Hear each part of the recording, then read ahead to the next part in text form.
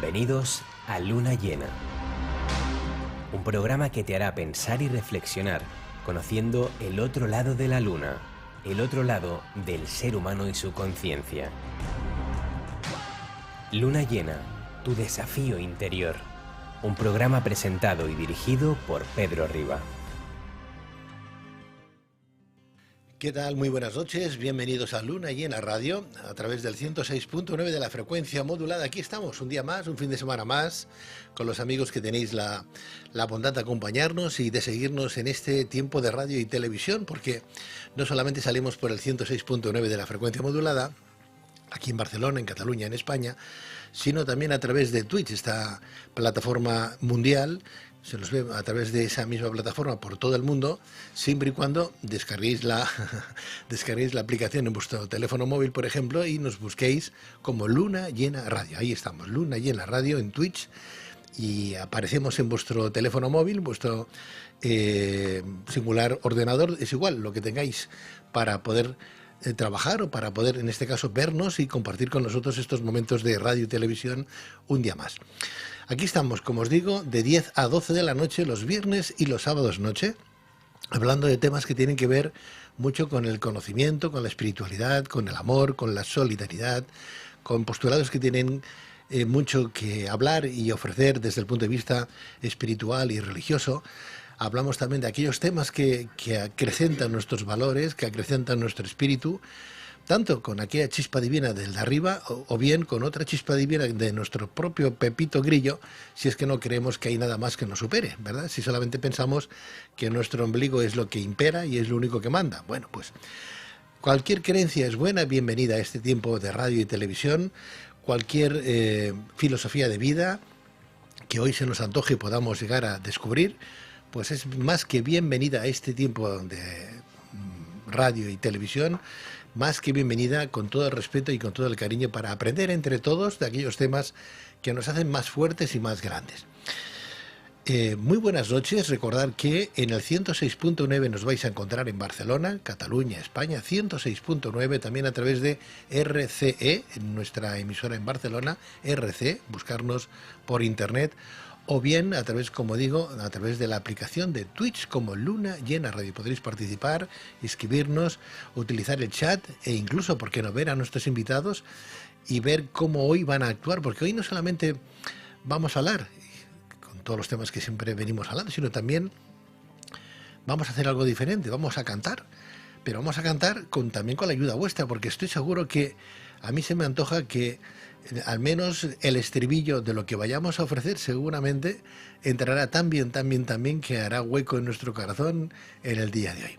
Bueno, pues en las vías de sonido, Eduardo López. Eduardo, muy buenas noches, bienvenido.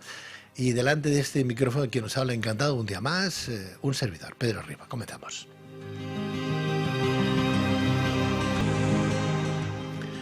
Bien, y comenzamos hablando de temas que tienen que ver con la trascendencia, posiblemente. Hablamos de grandes avatares, de personajes que han marcado un antes y un después en las vidas de las personas. No hace falta recordar, pues no sé, antiguos avatares maestros, ¿verdad?, de brahmanes, que han causado furor en la humanidad, que han causado un cierto apego desde el punto de vista espiritual a las personas, que les han ayudado a acrecentar esos valores tan positivos, tan tremendos que todos tenemos y que a veces no sabemos ni tan siquiera que había eso dentro de nuestros corazones, dentro de nuestro espíritu, de nuestra alma. Bueno, pues no hace falta retrotraerse tanto y buscar aquellos mesías o buscar aquellos brahmanes, por ejemplo, en un momento determinado, que puedan decirnos algo. A lo mejor está algo más cerca de lo que pensamos. A lo mejor tenemos gente a día de hoy que está muy cerca de la espiritualidad sin tener que irnos a buscar, pues no sé, religiones sumerias, babilónicas.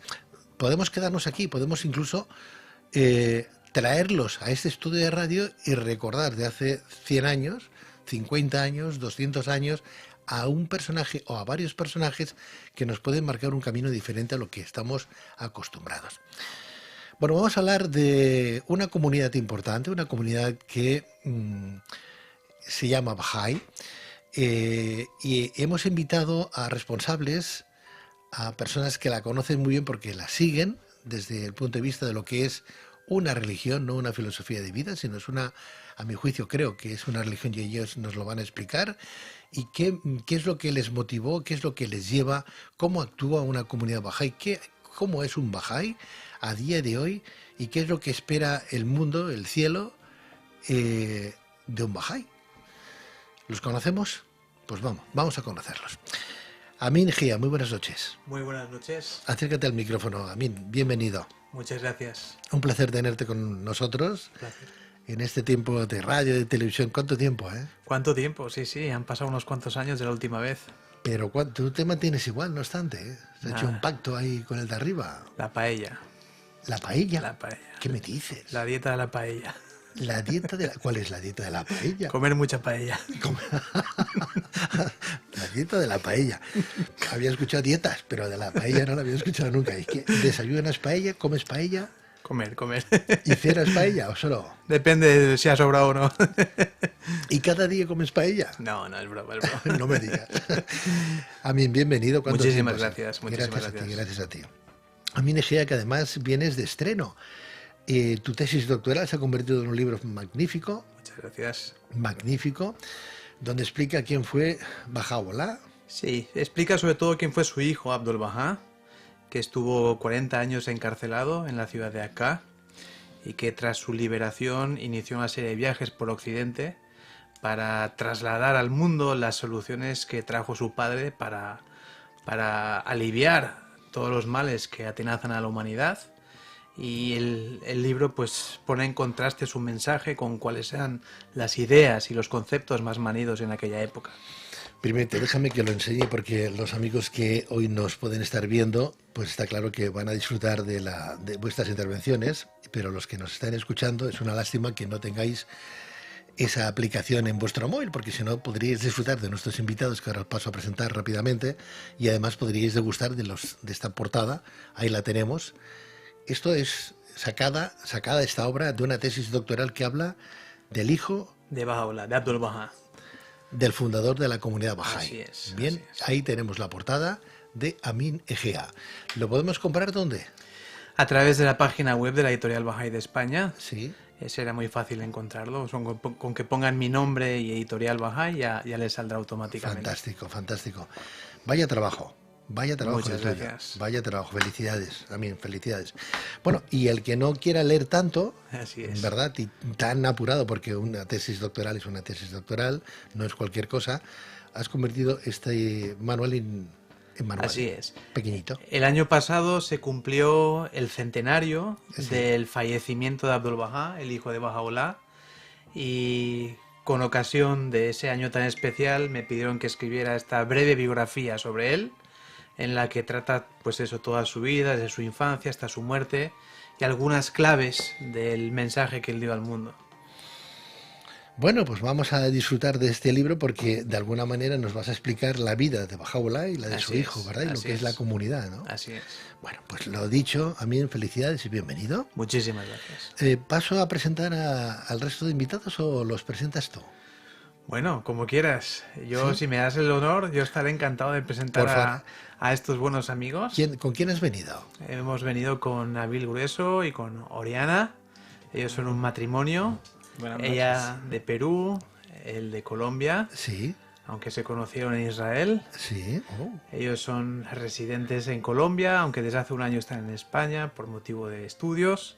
Así es. Y son además unos buenos artistas, una buena voz, un buen guitarrista y nos van a deleitar con algunas piezas inspiradas en los escritos bahá'ís. Qué bueno, Nabil, pues muy buenas noches. Buenas noches. Bienvenido. Muchas gracias, un gusto. Igualmente, Oriana. Oriana. Bienvenida, Oriana. Gracias. Sois matrimonio, tú eres de Perú, él es de Colombia, os conocisteis en Israel, decía, ¿no? Amin. Sí, una historia linda, fue especial cuando nos conocimos. Qué bonito, ¿no? Sí. Qué fue bonito. en los jardines sagrados bahá'ís y entonces nos encontramos cuando estábamos intentando ser la mejor versión de nosotros mismos. Entonces fue algo lindo. Sois muy jóvenes. Sí. Creo que desde jóvenes ambos sabíamos que queríamos casarnos y construir una familia juntos. Teníamos ese plan, entonces no fue extraño. O sea, ¿ya os conocíais de pequeñitos? No. ¿No? No, ¿Os conocís de otra vida? Nos conocimos allá en Haifa, Israel, que es donde están los lugares sagrados bahá'ís. De hecho, todos los bahá'ís se les anima en algún punto de sus vidas visitar los lugares bahá'ís y hacer una peregrinación ahí, porque pues es un lugar muy espiritual, es donde están enterrados los restos de las manifestaciones de los profetas de la fe bahá'í. Entonces hacemos una peregrinación de 9 días, que es un momento como de conectarse espiritualmente. Es por eso que fue muy especial el momento que nos conocimos, porque estábamos como en ese mundo, en esa nube espiritual, como elevados y llenos de oración y meditación. Y pues... Qué bien, ¿no? O sea, Cupido os llegó también ahí. Sí, fue especial, realmente. Fue especial, qué bonito, ¿no? Qué bonito. ¿Y cuánto tiempo hace de eso? Ya casi 3 años. 3 años. Estamos a punto de cumplir 3 años, todavía muy jóvenes, inexpertos, Muy pero bien, ahí muy vamos. bien. ¿Tenéis niños? Todavía no. Bueno, ya llegarán. No corráis. Bueno, a mí, hablemos de la comunidad. La gente es muy maja, ¿verdad? Los que te acompañan. Tú eres majo también, ¿no? La gente en sí, le quiero enviar un saludo muy afectuoso a Susana Torruella, que ha tenido la amabilidad y el placer de trabajarnos, ¿no? Esta invitación. Susana, desde aquí un beso muy fuerte y un agradecimiento especial, ¿no? Para ti y para todos los que han ayudado a que hoy se cumpla, bueno, yo iba a decir este sueño, ¿no? Pero bueno, ¿por qué no? Este sueño de poder entrevistar a la comunidad bahá'í en este programa para dar conocimiento a todo el mundo de que hay gente que se preocupa, pues sin ir mucho más lejos. Antes yo hablaba de comunidades muy antiguas, ¿no? Babilónicas y compañía, y a lo mejor no hace falta irse tan lejos para experimentar algún tipo de filosofía que nos ayude a crecer espiritualmente. Por lo tanto, gracias. Amín, cuéntame, vamos a ver, ¿hablamos de una religión o de una filosofía de vida?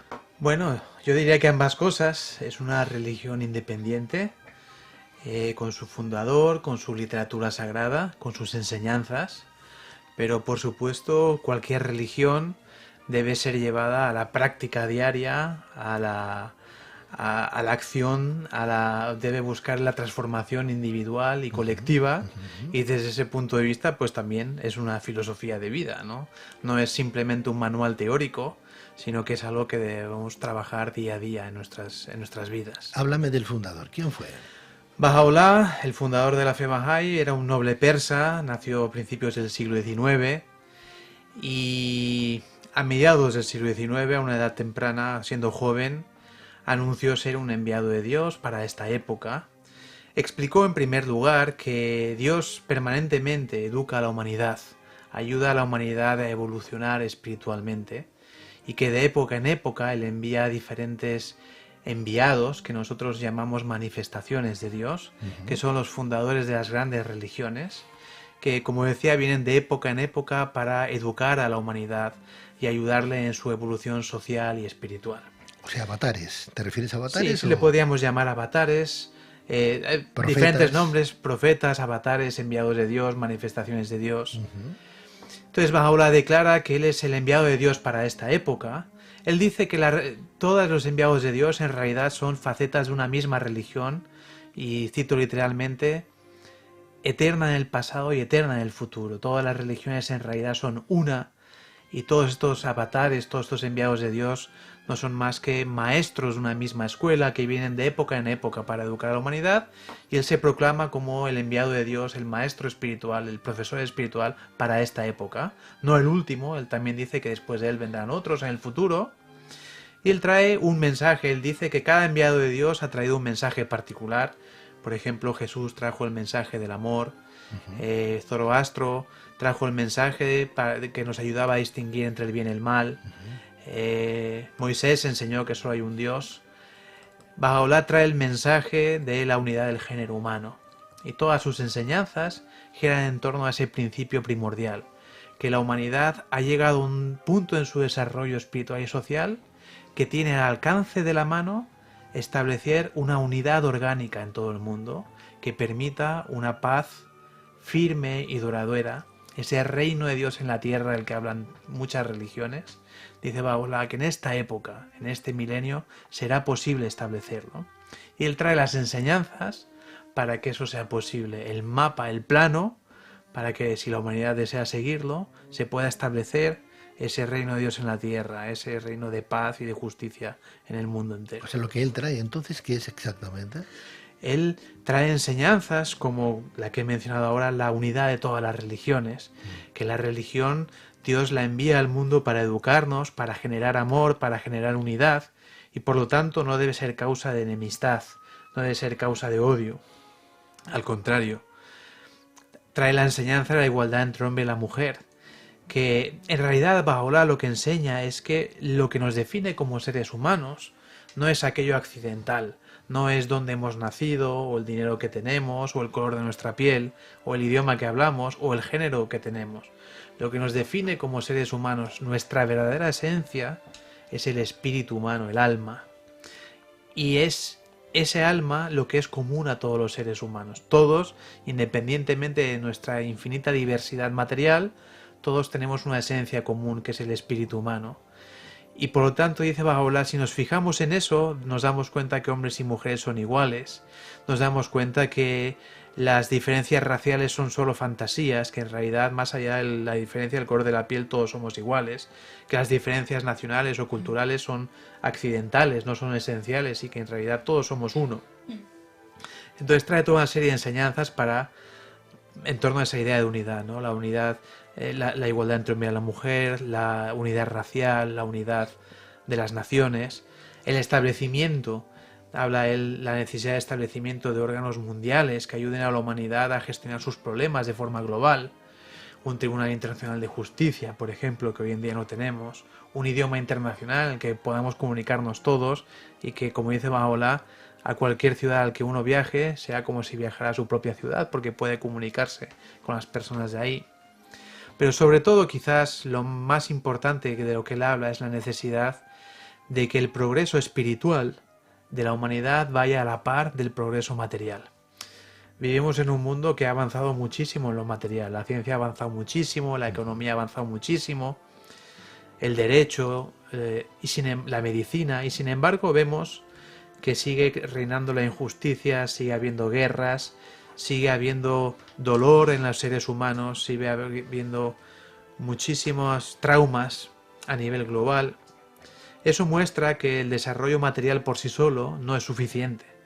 Hace falta que lo material vaya acogido de la mano de lo espiritual. Lo moral y lo material deben ir juntos. Entonces Baha'u'lláh insiste mucho en la necesidad de revitalizar, de regenerar la dimensión espiritual de la humanidad, tanto a nivel individual cada uno de nosotros como a nivel social, a nivel colectivo, ¿no?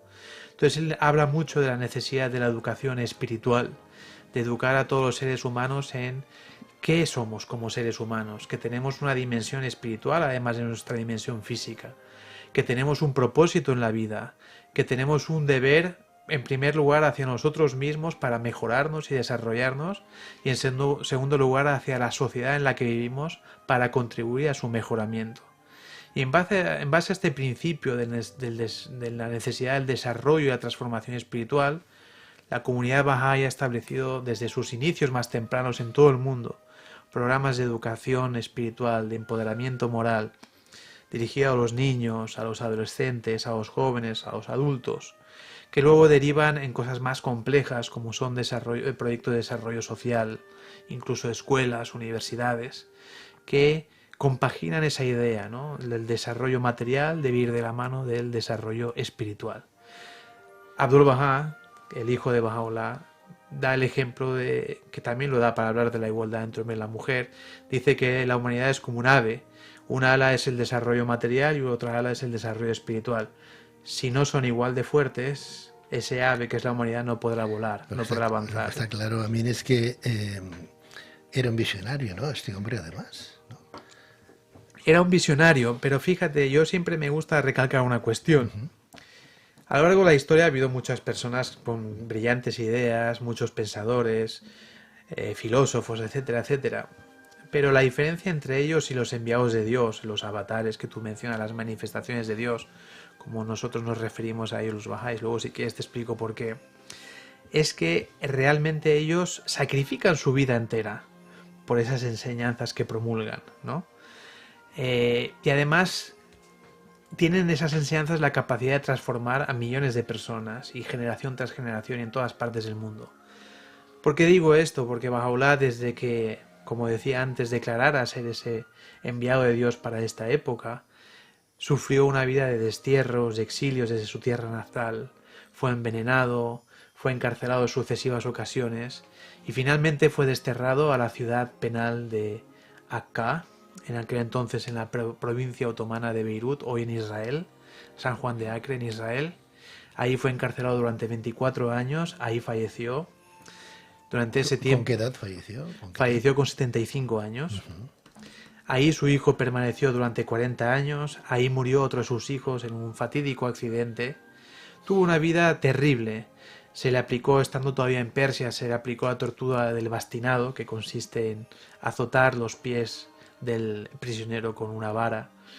Fue envenenado en Bagdad, sufrió todo... ¿Pero todo ello por qué?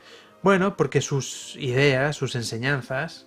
¿Iban en contra de? Iban en contra del discurso predominante en aquella época y todavía van en esa región del mundo. Iban en contra, en primer lugar, iban en contra... Él provocó una revolución social de gran calado. Su misma enseñanza de la igualdad entre hombre y la mujer provocó que de repente en Persia, un país muy islámico y muy ortodoxo, de repente las mujeres asumieran papeles sociales que no se habían visto hasta entonces. Surgían mujeres poetisas, surgían mujeres maestras, surgían mujeres escritoras, surgieran mujeres que establecían escuelas en el país. Y eso creó una conmoción social.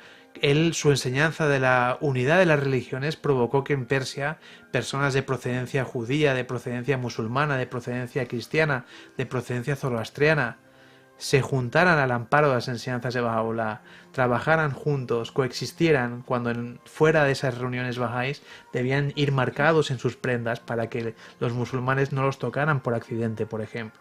Esas eran las normas sociales que existían en aquella época y esas eran las normas sociales que las enseñanzas de Baha'u'lláh rompieron en Persia y después en otros muchos países y todavía están rompiendo. Entonces eso levantó las sospechas, levantó... ¿Qué parte de Persia exactamente a día de hoy? En lo que hoy es Irán, sí. Eso levantó las iras tanto de las autoridades civiles, del rey de Persia, como de las autoridades religiosas, los sacerdotes musulmanes. ¿Estamos hablando de 1800? Estamos hablando de un periodo que va de 1844 a 1892, cuando él falleció. Entonces, esa reacción a sus enseñanzas provocó unas persecuciones que acabaron con la vida de millares de sus seguidores y que provocaron su propio exilio, destierro y encarcelamiento, ¿no? Tanto el reino de Persia como el Imperio Otomano, el sultán de Turquía, fueron los promotores de esa persecución contra él y contra sus seguidores, que todavía continúa. Por supuesto, en Irán, esa persecución contra los bahá'ís. ¿Él nació de una familia musulmana? Él nació en una familia musulmana, en una familia noble. Sí. Tanto por... su padre era un gobernador muy importante, había sido ministro del Shah de Persia, y tanto por parte materna como por parte paterna, él era descendiente tenía sangre real, y él abandonó todo eso para proclamar esas enseñanzas que ¿Cómo le vino a Baha'u'lláh, a este profeta, a este Mesías, a esta manifestación, ¿no?, de Dios en la tierra? ¿Cómo le vino? ¿Era un niño normal? ¿Era un niño que ya estaba avanzado en su tiempo? ¿Cómo era? Fíjate que hay un momento en la vida de los fundadores de todas las religiones que es común a todos ellos. Si nos fijamos en las biografías de los fundadores de las grandes religiones, vemos entre ellos importantes paralelismos. Y uno de esos paralelismos es cómo inician su ministerio, ¿no? ¿Cuál es el punto de partida en el que ellos anuncian que son el enviado de Dios? Por ejemplo, Moisés vaga por los desiertos y ve a la zarza ardiente, ¿verdad?, que le habla. Jesús se va a bautizar en el Jordán y ve la paloma que desciende y se dirige a él. Zoroastro está también en un río en la antigua Persia y ve una luz participando en un rito de purificación como Jesús hacía en el Jordán, y ve una luz que también se dirige a él, ¿no? Buda está meditando bajo un árbol y también surge, creo que es una serpiente, y todos tienen una experiencia así. Baha'u'lláh languidecía en prisión en 1852 En realidad no era una prisión, era el aljibe del Palacio Real. Él estuvo encarcelado ahí. Languidece ahí cuando tiene una visión de una doncella que le anuncia que él es el enviado de Dios para esta época. Pero antes de llegar ahí, ¿lo encerraron por qué? Ahora te explico, ahora vamos Bien, a eso. bien. Entonces él, fíjate, en todas las religiones ese Espíritu Santo que comunica al enviado de Dios que él es el enviado de Dios se ha representado con una zarza ardiente, o con un animal, o con una luz. En esta época, en esta religión se representa con una mujer, precisamente una religión que defiende la igualdad entre hombre y la mujer. Y además, esa doncella del paraíso, esa Jurí que dice Bahá'u'lláh, le dice no solamente que es enviado de Dios para esta época, sino le dice algo tan importante como: en verdad te haremos victorioso por medio de tu palabra, que quiere decir prohibida de aquí en adelante la guerra santa. Es una religión que busca la paz, que busca abolir la guerra. Desde el minuto cero de la revelación de Bahá'u'lláh se establecen ya dos elementos, ¿no? La importancia de la mujer, que representa el Espíritu Santo en un momento tan místico, y la abolición de la guerra santa, que también aparece en un momento tan inicial de la fe Bahá'í, ¿no? Bahá'u'lláh tuvo un predecesor, que era el Bab, igual que Jesús tuvo un predecesor que fue San Juan el Bautista, que anunció la venida del Mesías. El Bab, que era otro joven de Persia, estuvo anunciando, predicando en Persia, que está próxima la venida del prometido de todas las religiones, de la vuelta de Jesús predicha en la Biblia, de la venida del Mehdi predicha en el Corán, de la venida del Señor de las Huestes predicha en la Torá, de la venida del Buda Maitreya predicha en los textos búdicos, etcétera, etcétera, ¿no? Que la venida de ese ser prometido, de ese Salvador anunciado en todas las religiones, estaba próxima, aquel que habría de traer la edad dorada al mundo, ¿no? Y Bahá'u'lláh se convirtió en un seguidor del Bab, igual que Jesús fue inicialmente un seguidor de Juan el Bautista, y por ese motivo él fue encarcelado. Y fue en esa experiencia en prisión en Teherán en 1852 donde él tuvo esa experiencia mística. ¿Al Bab también lo encerraron? El Bab fue fusilado 2 años antes, en 1850, en la ciudad de Tabriz. ¿Por qué?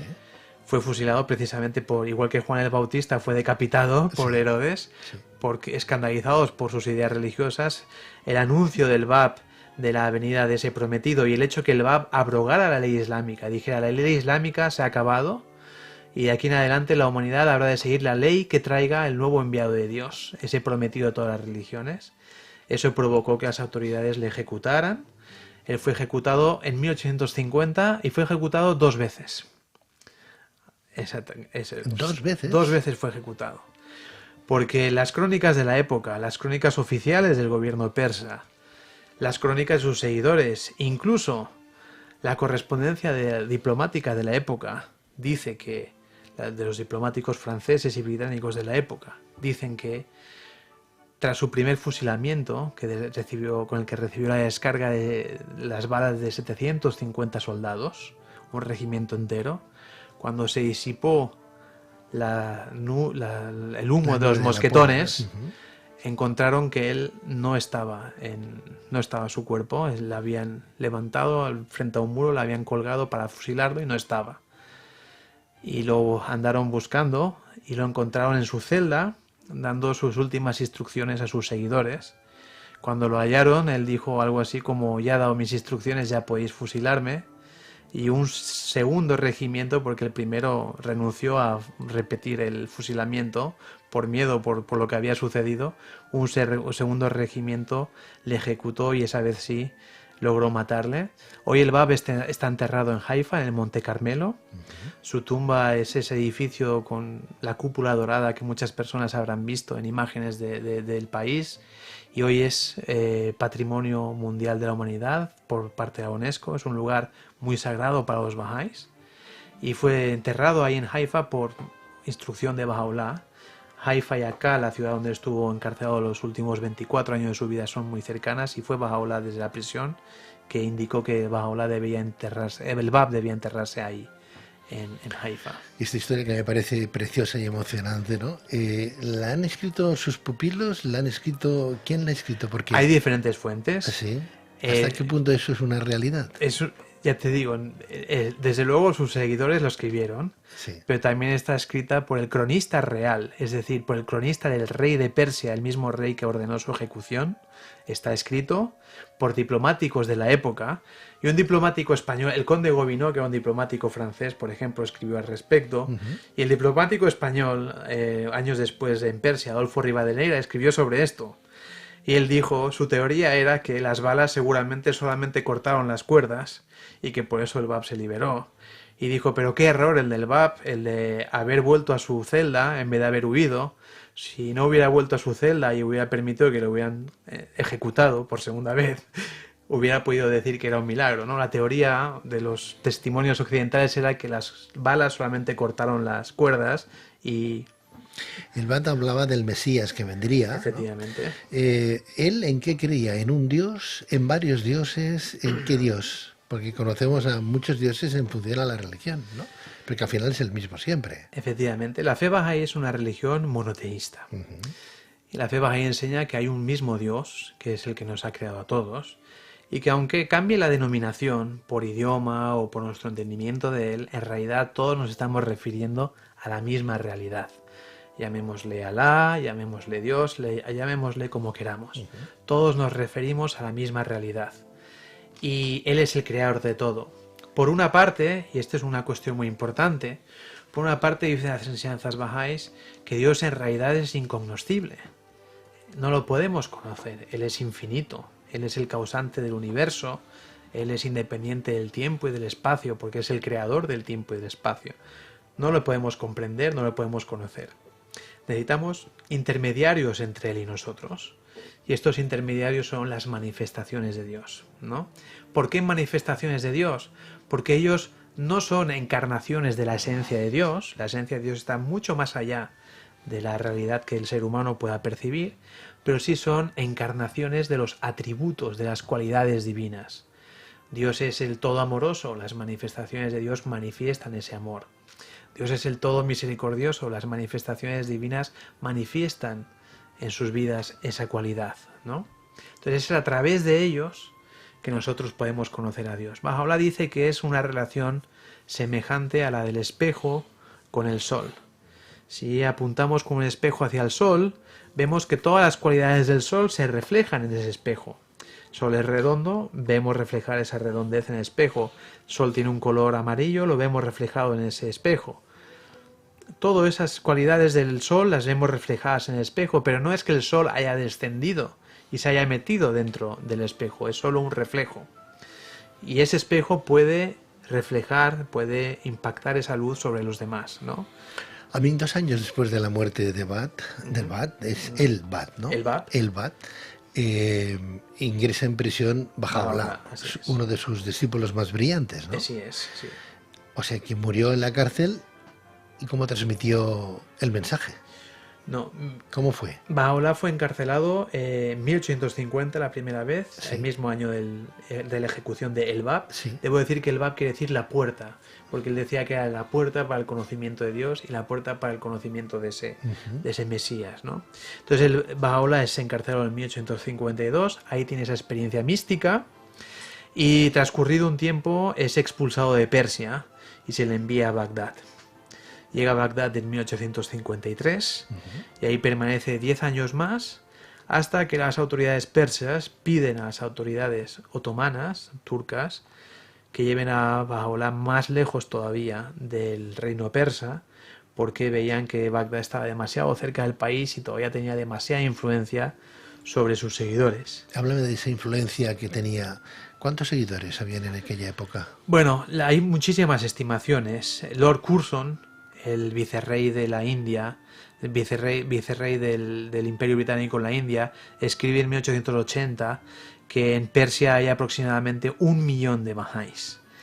Los bahá'ís somos mucho más modestos en esas cifras. En aquel entonces en Persia había 9 millones de personas. Muy difícil que 1 de cada 9 personas fueran bahá'ís. Los bahá'ís son mucho más modestos, pero pensamos que una cifra razonable en aquella época era en torno a unas medio millón de personas aproximadamente. Hay que pensar que los ejecutados, solamente los ejecutados durante el siglo XIX, están en torno a los 10.000. Lo que, teniendo en cuenta que hay muchos descendientes, los supervivientes, da una idea de que la cantidad de bahá'ís real era muy grande. ¿Y actualmente en el mundo cuántos bahá'ís sois?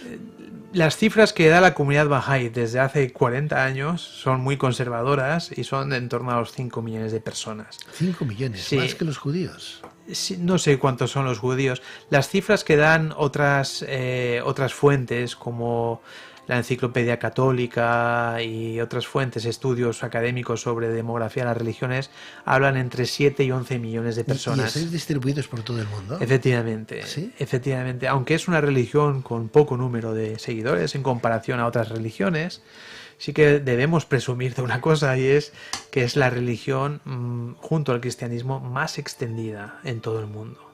En cualquier lugar al que uno viaje, al que uno visite, podrá encontrar un bahá'í.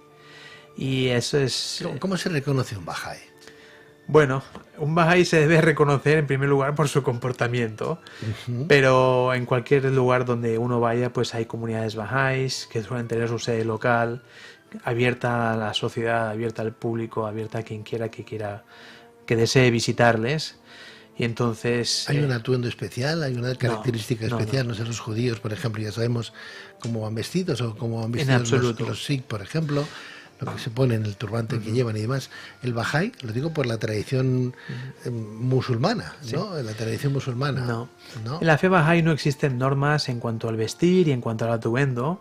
Al contrario, lo que se favorece es que exista la mayor diversidad, que cada uno se vista y lleve el atuendo que les resulte cómodo de acuerdo a su cultura y de acuerdo al lugar en el que vive. Entonces, si uno va a la India, pues verá a los bahá'ís vestidos como el resto, etcétera. ¿Es una religión que está dentro de lo que es la comunión musulmana o no?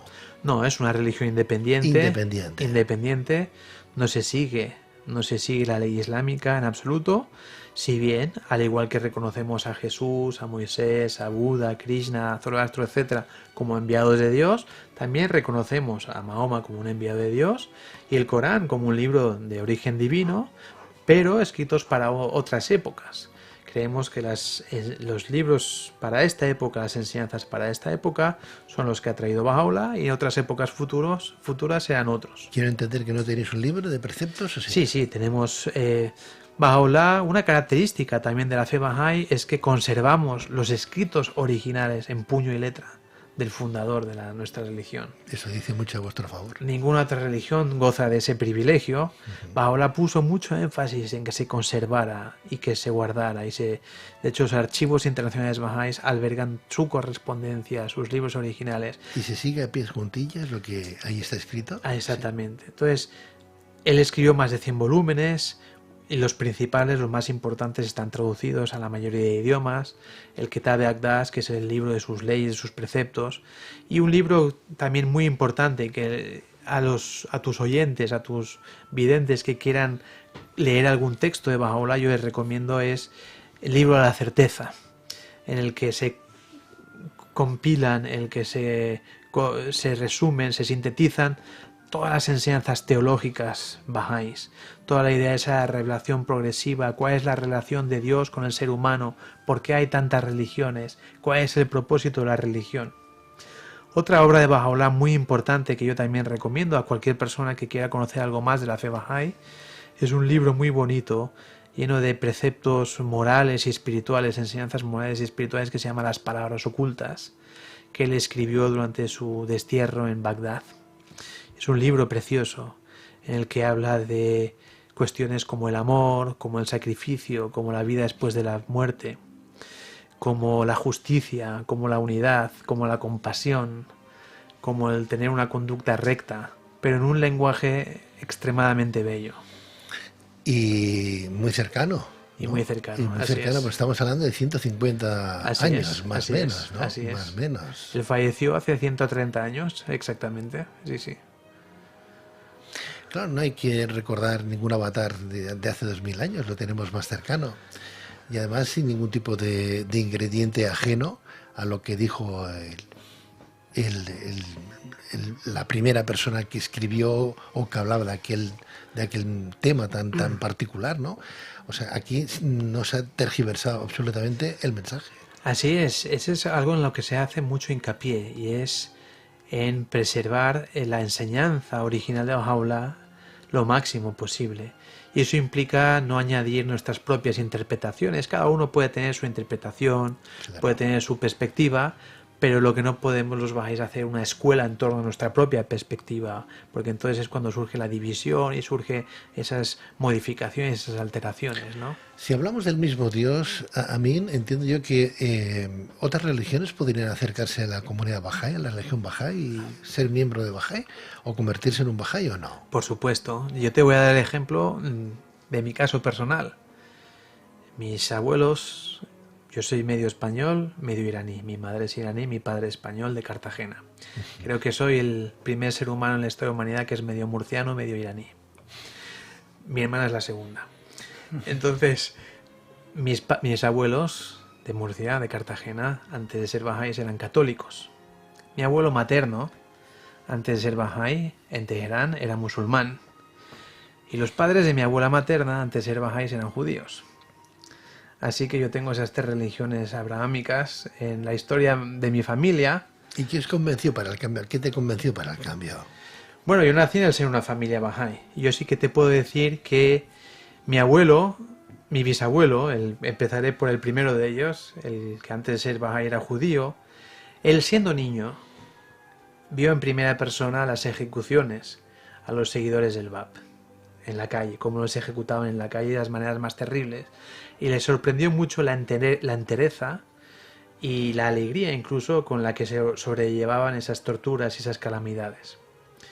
Ya siendo adulto, se enteró que un correligionario suyo, o varios de hecho, de los judíos de su ciudad, de Kashan, se habían hecho bahá'ís, y él fue a intentar llevarlos de nuevo al judaísmo, y conversando con ellos le hicieron ver que si bien las enseñanzas de Moisés y las leyes de Moisés fueron muy importantes y trajeron cambios muy importantes para la humanidad hace 2000, 3000 años, en la práctica, en el mundo moderno, en la vida moderna hoy en día, muchos de ellos no se pueden aplicar. Por lo tanto, es necesaria una enseñanza nueva. Y le enseñaron además que la fe bahá'í no rechaza ninguna religiones anteriores. Es como decía antes, los maestros de una misma escuela. Un maestro no dice que el maestro de quinto no dice que el de cuarto era malo y que lo que le enseñó eran tonterías. Al contrario, refuerza lo que el alumno aprendió en cuarto, pero trae las enseñanzas nuevas de quinto, ¿no? Eso le enseñaron a él y así él se hizo bahá'í. Mi abuelo materno estaba realizando estudios religiosos para ser religioso islámico en Irán, y se cruzó con las enseñanzas bahá'ís, con este libro de la certeza, el Kitab-i-Gan que he mencionado antes de Baha'u'lláh, y leyéndolo se convenció también de que era necesaria una nueva revelación divina para esta época. Y mis abuelos paternos, mi abuelo Emilio sobre todo, él era un gran buscador, era católico, pero él buscaba. Su padre, mi bisabuelo, le había enseñado en esa idea más o menos, ¿no? Que todas las religiones en realidad vienen del mismo Dios. Así que cuando por primera vez oyó hablar de la fe bahá'í por parte de unas hermanas de aquí de Barcelona, las hermanas Mollet, que no te acordarás, pero una vez tú dices a un sobrino nieto de ellas entrevistado aquí en tu programa. ¿Ah, sí? ¿Qué me dices? Sí, ya te contaré después porque... Okay. Pues enseguida, en los años 50, en pleno franquismo, que no había libertad religiosa, cuando él conoció eso, pues enseguida se declaró. A mí decías que cuando los iban a ejecutar, asesinar, ¿no? En plena calle, ¿no? Les envolvía como un gozo, una alegría, ¿no? Así Que es, no así tenían es. miedo. ¿Pero por qué? Porque para el religioso o la persona que siga esta religión hay un paraíso después de la muerte, hay purgatorio también como los cristianos, ¿sí? Hay fases, no hay fases, vamos a Dios, creéis en la transmutación de las almas, no sé, uno vuelve a reencarnarse. Mira, ¿Qué hay detrás de todo eso? para explicarlo bien, Sí. lo mejor es que un ejemplo Sí. de nuestro mundo físico, Sí. para que todos tus oyentes puedan entender bien cuál es la perspectiva Bahá'í sobre la vida después de la muerte, o la vida después de la vida, mejor dicho. En nuestro mundo, cuando antes de nacer, estamos en un periodo de gestación, estamos dentro de la barriga de nuestras madres, ¿no? Y el bebé dentro de la matriz materna y nosotros estamos en realidad en el mismo mundo, pero él no es consciente de que este mundo existe, aunque nosotros sí somos conscientes de que él existe, incluso podemos ayudarle. Él, dentro del vientre materno, se desarrolla los sentidos, desarrolla las extremidades, que le sirven muy limitadamente dentro de la madre, pero que cuando venga a este mundo le servirán muchísimo. Con los ojos podrá ver infinidad de cosas, con los oídos oír maravillosas músicas, etcétera, etcétera, ¿no? La relación de este mundo con el mundo venidero es igual. Nosotros estamos en este mundo de paso, igual que el bebé dentro de la madre está de paso. Estamos desarrollando nuestras cualidades espirituales de la misma manera que el bebé dentro de la madre desarrolla sus sentidos físicos. Y llegará un momento que deberemos abandonar nuestro cuerpo, de la misma manera que el bebé abandona su placenta, y pasar a ese otro estadio de la realidad. La realidad de ese mundo y este mundo son el mismo. Estamos en lo mismo, solo que nosotros, constreñidos por el tiempo, por el espacio, por esas limitaciones, no podemos ver la realidad espiritual que está más allá de la realidad física. Pero estamos en la misma dimensión. Pero estamos en la misma dimensión, efectivamente, igual que el bebé y nosotros estamos en la misma dimensión. Sí, eso es. Exactamente. Pero entonces, cuando uno muere, Entonces, ¿qué sucede si el bebé no desarrolla adecuadamente sus sentidos físicos en el vientre materno? Por ejemplo, no desarrolla la vista. Llega a este mundo y vivirá, pero se privará de percibir muchísimas realidades porque no tendrá vista. O nace sordo, se privará de oír muchísimas realidades. sí. De la misma manera, si en este mundo no desarrollamos nuestra dimensión espiritual, cuando lleguemos a esa otra parte, a esa dimensión espiritual, a ese otro mundo espiritual, no alcanzaremos a percibir todas las realidades espirituales que hay ahí, y eso será para nosotros una pérdida, una privación. De ahí la importancia de en este mundo desarrollarnos espiritualmente. Como metáfora me parece muy bonito lo que explicas, pero me falta un poquito más de detalle. ¿Creéis en la vida después de la muerte? Creemos en la vida después de la muerte, Sí. creemos que la vida del alma es eterna, Sí. que el paso por esta vida física es ¿Nos temporal. reencarnamos? No nos reencarnamos, seguimos, una vez dejamos el cuerpo, seguimos viviendo, pero solo nuestra alma no necesita volver a otro cuerpo para seguir desarrollándose. Y no es que haya cielo e infierno, es a lo que quería ir a parar, no hay cielo e infierno, todos vamos a parar al mismo lugar. Lo que pasa es que la forma en la que unos llegan y otros llegan es diferente, ¿no? Unos han desarrollado sus sentidos espirituales y pueden percibir e interactuar con la realidad espiritual, y otros no lo desarrollan tanto y no pueden, ¿no? O sea que cuando uno muere desde el punto de vista Bahá'í, cuando uno muere, ¿dónde va? Va a una dimensión espiritual de esta misma existencia. Es un lugar que no está separado de este, aunque no lo podamos percibir. ¿Y el alma para vosotros qué es? El alma es una dimensión inmaterial que hay en el ser humano, es algo no compuesto, es decir, nuestro cuerpo es compuesto, es el resultado de la combinación de átomos, partículas, etc. El alma es algo inmaterial, no compuesto, y por tanto es eterno, porque no se puede descomponer, es eterno. Y es algo, y es como, si me permites, es como una planta. Al inicio de nuestras vidas es un brote, y conforme avanzamos, conforme aprendemos, conforme nos equivocamos, conforme nos acercamos a Dios, esa planta va creciendo, va desarrollándose, hasta convertirse en un árbol frondoso y que ojalá dé frutos, ¿no? Amina, somos, no sé, 8.000 millones de habitantes ya en el planeta Tierra. ¿Hay más habitantes que almas o más almas que habitantes? En este mundo hay tantos cuerpos como almas. Bien. O sea, en un plano espiritual, En otro plano espiritual seguro que habrá muchísimo más almas, claro. muchas más almas. Claro. Todas estas almas que hay en el plano espiritual, como las que están llegando, o llegan, ¿no?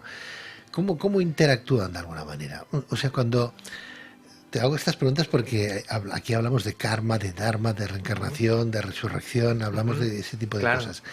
y tenemos explicaciones de todo tipo. Yo creo que podríamos hacer hasta un libro que hablara de los diferentes postulados. Pero desde el punto de vista Bahá'í, un niño nace, hay una almita ya dentro de la placenta, ¿no? Una almita, como nueva almita, pero viene sin conocimiento de esa almita, o ya viene preparada para lo que se va a encontrar. Lo digo porque incluso hay alguna tradición que dice que elegimos a nuestros padres, ¿no? O sea, que el alma viene ya predispuesta a entrar en un seno materno concreto, ¿no? Eso es muy dudoso también para otros, ¿no? Pensamos que el alma viene con potencialidades. Muy No bien, es que no trae recuerdos porque es de nuevo cuño, pero toda alma trae potencialidades. El alma tiene la capacidad de amar, tiene la capacidad de servir a los demás, tiene la capacidad de conocer a Dios, ¿no? Todo ellas son capacidades que tenemos. Y nuestro propósito en la vida es desarrollar esas capacidades, ¿no? Irnos de aquí habiéndolas desarrollado. Fíjate, otro paralelismo con nuestro mundo. Me preguntaba sobre las interacciones y tal y cual. O sea, ¿el alma entonces, perdona, necesita el cuerpo o el cuerpo necesita el alma? El cuerpo es el vehículo del alma. Es el vehículo con el que el alma interacciona en esta fase de nuestra existencia, en este paso por este mundo material. El cuerpo es la herramienta del alma, pero no está, ni siquiera diría que el alma está dentro del cuerpo. Es una relación de unidad, pero el cuerpo solo es el vehículo del alma. Si el vehículo no funciona bien, no coge bien las curvas, utilizando también no lo hace bien, entonces el alma no crece. El alma puede crecer igual porque un ser humano puede crecer por medio de sus propios empeños, de su propio esfuerzo, pero también puede crecer por medio de la ayuda de Dios en primer lugar y por medio de la ayuda de otras personas, de otras almas, ¿no? Entonces, y además el crecimiento del individuo no solamente es un crecimiento intelectual, es decir, si tenemos... Yo hablo del punto de vista espiritual. Efectivamente, es decir, cuestiones como el amor, como la paciencia, como muchas cualidades se pueden desarrollar aunque haya problemas en el cuerpo. Mira, el alma y la relación del alma y el cuerpo en cierta medida es paralela o símil a la relación de un programa de televisión con la televisión. Si la televisión se rompe, no quiere decir que el programa de televisión deje de existir o que el presentador ya no esté. El presentador sigue ahí, es solamente que la televisión se ha roto. Está bien. ¿Me entiendes? Nuestra televisión está defectuosa, pero el presentador ahí sigue. Pero si el alma no vuelve de nuevo a la vida y el cuerpo en esta vida no ha ayudado al alma a evolucionar, queda como un alma imperfecta todavía. No, porque en otro mundo el desarrollo del alma continúa en el otro mundo también, ¿no? El propósito de nuestra vida es desarrollar el espíritu y para ello pasa por diferentes fases, pero nuestro desarrollo espiritual continúa en ese otro mundo, en esa otra dimensión a la que vamos, ¿no? De hecho, dicen las enseñanzas bahá'ís que cuando nosotros oramos por las personas que han fallecido, cuando nosotros llevamos a cabo actos de servicio y filantrópicos en nombre de las personas que han fallecido, les estamos ayudando a su desarrollo espiritual. Y también dicen las enseñanzas bahá'ís que una de las labores que desempeñan las personas que van a otro mundo es ayudar a otras almas en otro mundo a seguir su desarrollo, a proseguir su desarrollo y a seguir avanzando, ¿no? Por toda la eternidad. Alguien me explicó una vez que las almas en sí, permíteme que haga esa analogía, ¿no? Sí. Era como una especie de, vamos a poner un mantel, ¿no? De cuadraditos, ¿no? O como lo quieras, dibujos geométricos, ¿no? Pero en este caso cuadraditos, muchos cuadraditos, muchas. Y todo eso es un alma universal. Lo que es el mantel es el alma universal. Y los cuadraditos, que hay millones, ¿no? Es el alma individual de cada uno.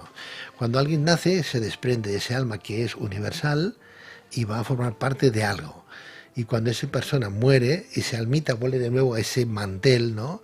A ofrecer lo que ha aprendido en ese cuerpo, ¿no? No sé, ¿podríamos estar hablando de eso? Pues es muy interesante y pienso que es muy compatible con lo que dicen las enseñanzas bahá'ís. Porque si no hay reencarnación para vosotros, al menos... Claro, no hay reencarnación porque pensamos que no es necesario para el alma volver a otro cuerpo para seguir desarrollándose. Ahí donde va, puede seguir desarrollándose, ¿no? Con su propio empeño y con la ayuda de los demás, ¿no? Por toda la eternidad. Ahora, la cuestión es, lo más importante es, ¿por qué es importante desarrollar el espíritu? ¿Para qué? ¿no? ¿Cuál es el propósito último de todo? Ahí hay dos dimensiones. Mientras estamos en este mundo, cuando desarrollamos el amor, el servicio, la compasión, estamos contribuyendo a mejorar la sociedad y contribuimos a la felicidad de los demás, ¿no? A crear sociedades más justas, más armoniosas, etc. Pero además desarrollarnos de la misma manera que si desarrollamos nuestros sentidos físicos podemos percibir la realidad física, cuando desarrollamos nuestros sentidos espirituales podemos percibir la realidad espiritual. ¿Y qué mayor realidad espiritual hay que Dios, que es de donde surge todo? ¿Tú morirías ahora por tu fe? Ni sin ningún problema. Sí. Claro. Pero pensando que vas a ver a Dios. No, ¿Vas a estar dentro de ese coro de ángeles que van a tener el gusto de poder tratarlo y de verlo y de estar con él? Yo, más que pensando en ver a Dios, pensando en librarme de las calamidades de este mundo en el que estamos. No, el propósito... ¿Tu satisfacción cuál sería entonces? ¿Por qué esa felicidad? Porque no te importa morir a cambio de... ¿Qué es lo que te espera? Porque desde el punto de vista musulmán sabemos que los musulmanes tienen pues alguna que otra pincelada, bueno, que para el hombre va muy bien, pero a la mujer no tanto, ¿no? Pero para un Bahá'í, esa felicidad de un cristiano, por ejemplo, pues yo morían los cristianos, ¿no? Los circos y compañía, bueno, con la ilusión de que iban a encontrarse con Dios arriba. Efectivamente, yo creo que en realidad, en el fondo, todas las religiones enseñan eso, que en último término, el propósito es podernos encontrar con Dios, acercarnos lo máximo posible a Dios, ¿no? A la fuente de la luz, ¿no? A la fuente de la luz de la que estamos hechos todos, a la fuente del amor al que todos aspiramos, ¿no? Dar y recibir, ¿no? Acercarnos a la fuente. En realidad, el alma es solo como un ave que está dentro de una jaula, que es el cuerpo humano. La muerte es que se abra la jaula y que el ave pueda salir irrestringida, libre, volar y campar a sus anchas, ¿no? Por eso un Bahá'í no teme a la muerte, no la busca, no la propicia, pero no teme a ella ni se entristece por abandonar las cosas de este mundo, que al final este mundo es un mundo de limitaciones. Igual que la jaula para el pájaro es una limitación, nada más. Habla Amin Egea, que es miembro de la comunidad Bahá'í, un historiador, un escritor que la conoce perfectamente, como podemos degustar en el día de hoy, ¿no? Hay un chat abierto para los que queráis preguntar lo que deseéis a nuestros invitados o bien escribirnos lo que os apetezca sobre el particular, la comunidad Bahá'í. El chat está entrando pues eso en Twitch, en la plataforma Twitch y buscándonos como Luna Llena Radio y aparecemos y enseguida aparece el chat y nos llega al móvil y aquí nosotros lo vemos inmediatamente y podemos leer vuestras preguntas. O sea que animaros si os apetece. Bien, hemos dejado un poco aparcado al resto de invitados, ¿verdad? Pero no nos hemos olvidado de ellos, hay que decirlo todo, porque el tema es muy interesante y queríamos conocer un poquito más la historia de esta comunidad que a mí particularmente me interesa y creo que interesa mucho a todo el mundo que sea de buena fe y que tenga un espíritu ya no solamente crítico, sino un espíritu con ganas de evolucionar, con ganas de conocer otras posibilidades, porque a veces dices, bueno, es que Dios no me habla desde cualquier punto de vista religioso. O a lo mejor te habla, lo que pasa es que no sabes entenderlo, no lo sabes escuchar, ¿no? A lo mejor podemos dar con él desde otra parcela, ¿no? Sin que haya una distorsión en el mensaje, porque si solamente hay un Dios, pues será el mismo mensaje el de hoy, el de hace 150 años, con Baha'u'lláh, con el Bhat, que con el Mesías, con Jesús el Cristo y compañía. Vamos a conocer a la otra parte de esta gente joven que nos llega hoy y que además nos va a cantar, nos van a deleitar con música fantástica. Los presentábamos al principio a Oriana. De nuevo, Oriana, buenas noches, bienvenida. Buenas noches, gracias. Gracias a ti, Nabil, buenas noches. ¿Qué tal? Buenas noches, gracias. Ingeniero, ¿verdad? Sí. Ingeniero de Bueno, yo soy ingeniero geomático y de energías renovables. de energías renovables. Y Ariana, ¿tú eres? Traductora. Traductora. Sí. ¿Nos vas a traducir algo en concreto esta noche? Si quiere. ¿Dónde nos vas a llevar, Ariana? Pues, ¿a dónde vamos a ir? Sí. Pues ahora la idea es compartir unas canciones con mi esposo que está aquí. Sí. Tal vez son canciones inspiradas en los escritos bahá'ís. Sí. Entonces, pues esperamos que con esta melodía y con las palabras de la fe bahá'í, de citas de la fe bahá'í, podamos inspirar también a algunos corazones. Canciones muy lindas que tratan sobre el amor, sobre la esperanza. Canciones que pertenecen a la comunidad bahá'í. Sí, que son ¿O de canciones- inspiración bahá'í. pero no las habéis escrito vosotros, ¿o sí? No la hemos escrito nosotros, pero la vamos a pues cantar para ustedes. Son en realidad citas escritas por el mensajero de la fe Bahá'í, Baha'u'lláh, por su hijo Abdul Bahá. Entonces son citas de ellos que se le han puesto melodía para pues recitarlas y entonarlas. ¿Habéis traído algún instrumento? Sí, por Nabil, acá tengo, ¿sí? por acá tengo la guitarra. Coge la ¿sí? guitarra, coge Bueno, la guitarra, por favor, la tienes ahí justo detrás. ¿La tienes ya afinada? Sí. Sí, ya está. ¿Ya está preparada? Muy bien, Sí. estupendo. Muy bien. O sea, que son canciones que también cantáis vosotros en comunidad, ¿o no? Sí, Sí, también. la compartimos también. Ajá. Y a mí me encantaría leer, por ejemplo, hay una canción que nos gustaría cantar que se llama La fuerza del amor. Sí, Y está inspirada en una cita de Abdul Bahá, del hijo de Baha'u'lláh, sí. y que la cita va así. Dice, el amor da vida a los que no la tienen, el amor enciende una llama en el corazón helado, el amor concede esperanza a los desesperados y alegra las almas de los angustiados. No existe poder mayor que el poder del amor.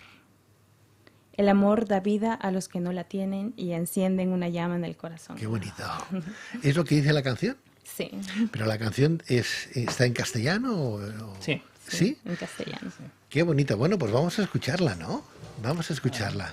¿Sí? ¿Cantáis los dos o solamente canta Oriana. uno? Sí, Oriana es la cantante y yo la acompaño. Tú la acompañas, muy bien, muy bien. Hacemos Muy ese bien. dueto. Bueno, pues nada, yo creo que los micrófonos están ya listos, ¿no, Eduardo? Sí, pueden comenzar. Nos avisas, por favor.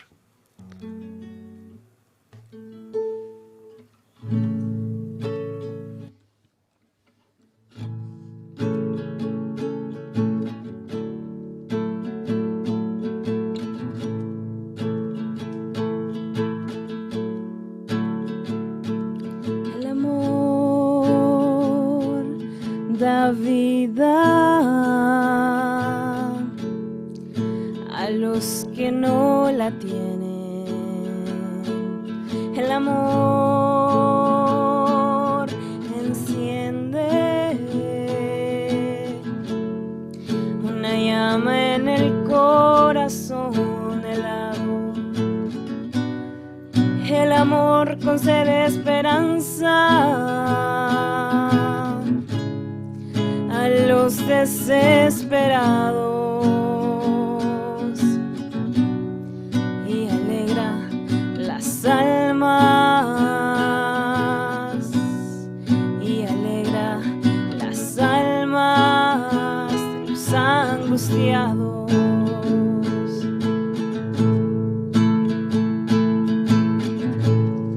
No existe poder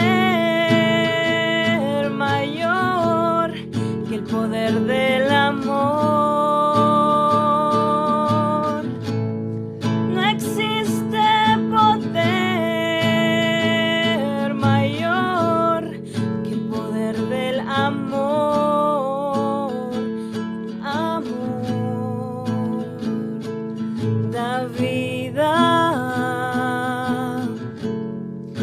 a los que no la tienen. El amor enciende una llama en el corazón helado. El amor confiere esperanza a los desesperados y alegra las almas y alegra las almas de los angustiados.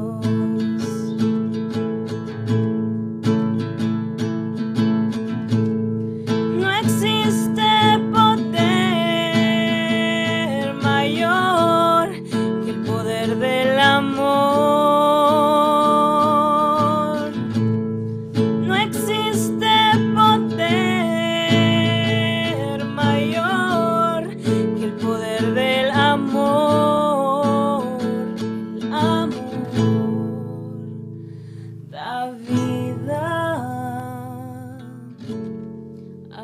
los que no la tienen. El amor alegra las almas de los angustiados y los que no lo están pasando bien. Qué bonita canción, ¿no? Muy bonita. Felicidades, lo habéis hecho muy bien. Cantas muy bien y tocas muy bien. Gracias. Muchas gracias. A mí me gustaría ahora saber cómo habéis llegado vosotros a la fe Bahá'í, ¿no? Antes nos habíais hablado de que sois matrimonio, os conocisteis en Israel, ¿no? Y en esos encuentros que me parece una historia romantiquísima, muy bonita, ¿no? Pero ¿cómo os conocisteis cómo conocisteis el mundo Bahá'í? ¿Cómo llegó a vosotros? Nabil. Bueno, pues en mi caso, al igual que a mí también, mis padres pues eran bahá'ís. Entonces cuando yo nací, naturalmente nací en un entorno bahá'í. Pero uno de los principios de la fe bahá'í es el principio de la libre investigación de la verdad. Entonces se invita a todas las personas a investigar libremente la verdad. Entonces, cuando estaba alrededor de una edad entre los 15 y los 16, digamos en esa fase de rebeldía también, comencé a investigar más acerca de qué quería hacer con mi vida. Si creía lo mismo en lo que mis padres creían, y a la final, como participando en diferentes espacios, encontré realmente la respuesta a muchas preguntas que tenía. Muchas preguntas sobre la existencia, muchas preguntas sobre el propósito. Entonces así fue como a la final decidí como estas enseñanzas son lo que quiero para mi vida, lo que quiero aplicar y pues voy a esforzarme por intentar vivir una vida bahá'í. Nabil, ¿y qué preguntas te hacías? Bueno, yo desde muy pequeño también he sido como, me he preguntado mucho el propósito. ¿Para qué? ¿Para qué estoy vivo? Me preguntaba, ¿no? Preguntas muy existencialistas. Entonces me preguntaba mucho eso, ¿para qué me levanto? ¿Para qué voy al instituto? ¿Por qué estoy haciendo esto? ¿Por qué hago lo que me tienen que decir? ¿No?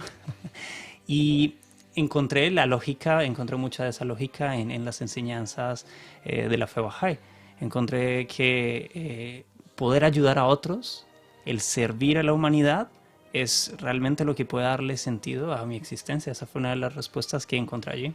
Qué bueno. ¿Y las has encontrado entonces? Sí, pues intentando siempre como vivir, porque a la final no es como que uno al reconocer la fe bahá'í ya logró, digamos, el propósito de su vida. Es un esfuerzo diario, constante. ¿Y después de la muerte qué hay para ti? Pues eso es simplemente un proceso.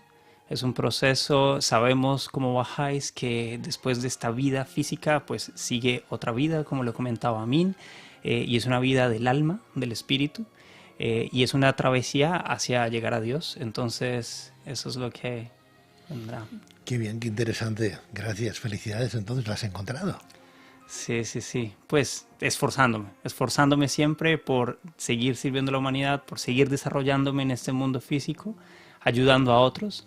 Y bueno, pues esperar qué vendrá después. Tampoco sabemos con certeza lo que nos dicen. Lo que vendrá después son niños a lo mejor. Oriana, cuéntanos tu historia, por favor. ¿Tus papás también son bahá'ís o no? Mis padres son bahá'ís. Yo también, fui criada dentro de un hogar bahá'í, pero cuando tenía 10 años fue que mi familia encontró la fe bahá'í. Gracias a pues una familia iraní, persa bahá'í, que vivía en nuestra comunidad, nos invitaron a su casa. De hecho, mi padre fue el que se hizo bahá'í primero que nosotros. Mi padre era ateo en esa época. ¿Qué me dices? Mi padre era, yo diría más agnóstico que ateo, porque realmente mi padre era periodista, era hombre de literatura, escritor, ávido lector. Entonces él le encantaba buscar. Durante una época visitamos iglesias, durante una época fuimos Krishnas y visitábamos un templo Krishna, y entonces él era un buscador, yo diría. Pero fue realmente cuando encontró la fe bahá'í y cuando leyó los libros bahá'ís, y esto lo sé porque él siempre lo contaba. Ahora, bueno, él falleció hace 2 años, pero él siempre cuenta esta historia de cuando él primera vez leyó los escritos bahá'ís, él no lo podía creer. Él decía, yo que conozco a Faulkner, conozco a tales escritores tan, ¿no?, reconocidos, pero nadie se comparaba a la literatura Bahá'í, de Baha'u'lláh. Y fue eso realmente lo que le llegó al corazón. Empezó a leer libros todos los días y se prestaba libros. Y él fue, desde que conoció la fe Bahá'í y leyó los libros, fue un creyente instantáneo, yo diría. Y junto con él, mi madre, mis hermanos y luego todos nosotros que aceptamos la fe Bahá'í. Y algo que tal vez toca recalcar es que uno de los principios de la fe Bahá'í es la libre investigación de la verdad. Lo que quiere decir es que no porque mis padres sean bahá'ís significa que yo necesariamente voy a ser bahá'í, como decía la experiencia de Nabil. Entonces realmente es una experiencia muy personal que en una época uno asume. Es decir, yo siento una conexión con mi fe, no solo por el hecho de que mis padres sean bahá'ís, sino porque yo verdaderamente creo en eso y he leído y tengo esa conexión, ¿verdad? Entonces eso es algo muy lindo también. Qué interesante, ¿no? Es curioso porque a veces hay personas que llegan a un credo, a una religión, a una filosofía por el mero hecho de seguir un poquito la tradición familiar y nada de buscar, ¿no? Le preguntas a mucha gente, pues no sé, cosas básicas de su credo y no te las saben decir, no hay un trabajo interno, ¿verdad? No hay un trabajo interno. Van ¿dónde va Vicente? ¿Dónde va la gente, ¿no? Sin más, ¿no? Por eso que es muy bonito que hayáis, primero que os hayáis encontrado, que habéis encontrado una fe que os mueve por dentro, ¿no? Y luego, ¿qué tipo de normas seguís como matrimonio? Por ejemplo, ¿hay normas en la fe Bahá'í o desde el punto de vista de la soltería? ¿Es obligatorio casarse? ¿Uno se puede casar? No sé. ¿Estáis a favor del matrimonio? ¿Sí? ¿No? ¿Cómo va eso? Bueno, dentro de la fe Bahá'í Sí. existe la ley del matrimonio. Sí. No necesariamente uno tiene que casarse porque sea Bahá'í, esa no es la idea, pero sí es cierto que dentro de la fe Bahá'í se habla del matrimonio como una fortaleza para el bienestar. Es decir, que la institución, digamos, el matrimonio, es una forma muy eficaz de desarrollar el alma.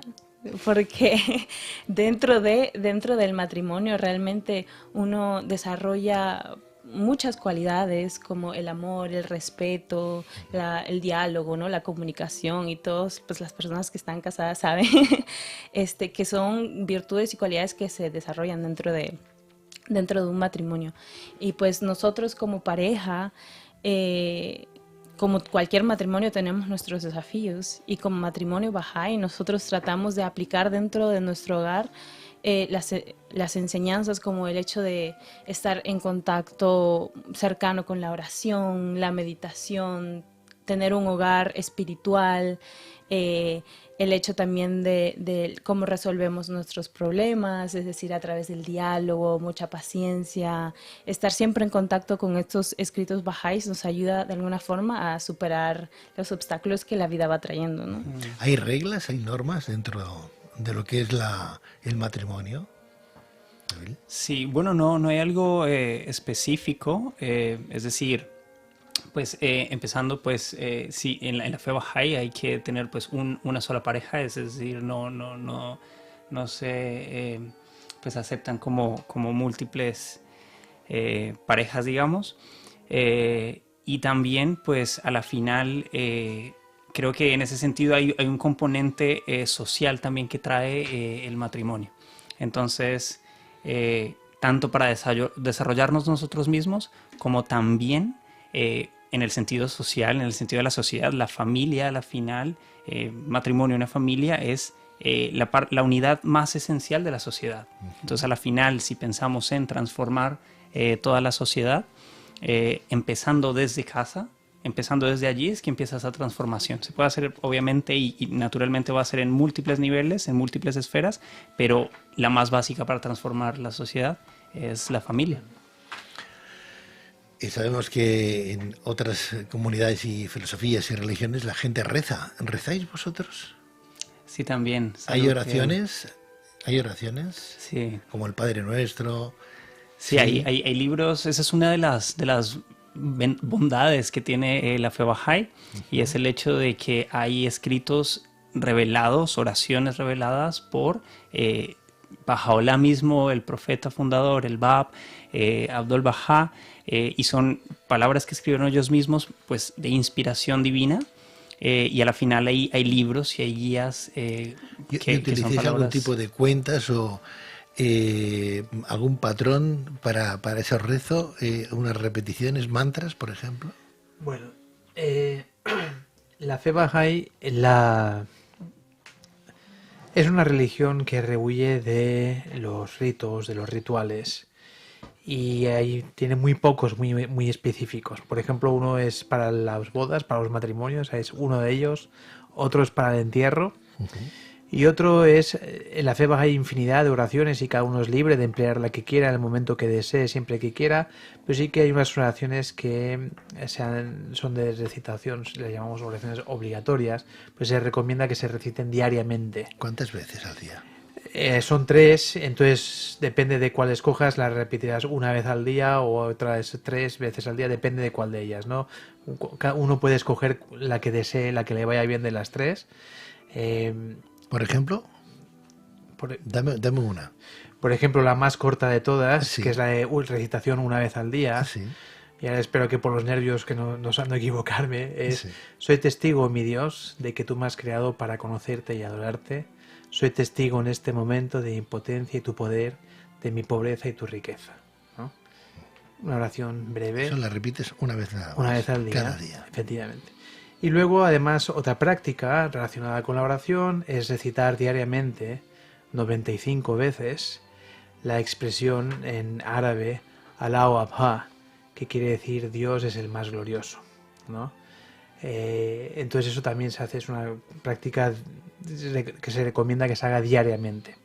Todas las demás oraciones, que son infinidad, son cientos o miles de plegarias que han escrito, como decía Nabil, Baha'u'lláh, Abdul Bahá y el Bab, son de uso libre cada vez que según la necesidad de cada uno, como uno desee. Pero estas se recomiendan que se hagan de forma diaria. Escuchamos una nueva canción Muy bien. que no deja de ser una oración también, ¿no? Porque la cantáis todos en comunidad también. Se puede cantar en comunidad o se puede escucharles. No hay cosas específicas en eso. Cuando os encontráis, no sé, ¿es un templo, es una iglesia? Cuando os reunís todos, ¿dónde es? Los bajáis tenemos templos a lo largo del sí. mundo, que una característica, recuerdas que al principio de todo hablaba de que la fe bahá'í, dice Baha'u'lláh, que tiene que haber un equilibrio entre el desarrollo material y el desarrollo espiritual. Alrededor de los templos bahá'ís tiene que haber instituciones para el desarrollo, escuelas, hospicios, cosas así, para que uno no vaya ahí solamente para orar, sino también tenga la oportunidad de servir. Esos templos, ahora hay pocos en el mundo, pero hay en diferentes partes, y en el resto del mundo, en ciudades como Barcelona, por ejemplo, tenemos sedes, centros locales. No son templos, son lugares de reunión, son lugares multifacéticos en los que oramos, en los que consultamos juntos, en los que celebramos eventos, días sagrados, en los que tenemos cuestiones artísticas, en los que estudiamos, tienen multifacéticos. Y en Barcelona hay un centro, aquí en Cataluña tenemos un centro en Barcelona, tenemos otra sede en Tarrasa, en Madrid tenemos nuestra sede nacional. Hay varias a lo largo del país. A través de Twitch salimos a nivel internacional. ¿Podríamos dar una página internacional para que la gente que nos vea desde cualquier parte del mundo pues digan, pues me voy a informar? Lo mejor es que acudan a la página web oficial de la Comunidad Internacional Bahá'í, que es www.bahá'í.org, bahá'í.org. Sí. Ahí encontrarán una página en diferentes idiomas, los principales idiomas del mundo. Ahí se podrán familiarizar introducir a la fe Bahá'í e incluso tener contactos de algunas comunidades nacionales Bahá'ís en el mundo. ¿Qué vamos a escuchar ahora? ¿Qué vamos a escuchar? Sí. Bueno, esta que vamos a entonar ahora es una palabra oculta. Ese es el nombre que tiene. No tiene nada de ocultismo ni nada por el estilo. Es el nombre que lleva el libro que ha escrito Baha'u'lláh, que al inicio también comentaba un poco a mí. Entonces, bueno. ¿Qué dice la letra de esta palabra oculta? La leeré, dice: oh hijo del ser, no te ocupes de este mundo, Pues con fuego probamos el oro, y con oro probamos a nuestros siervos. Pues vamos a escucharla.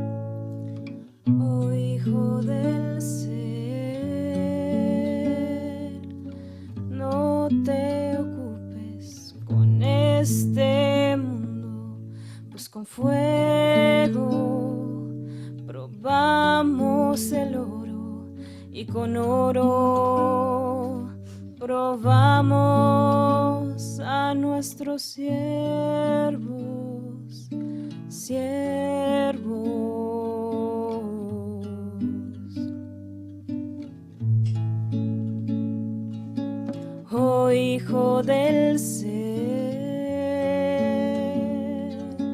no te ocupes con este mundo, pues con fuego probamos el oro y con oro probamos a nuestros siervos.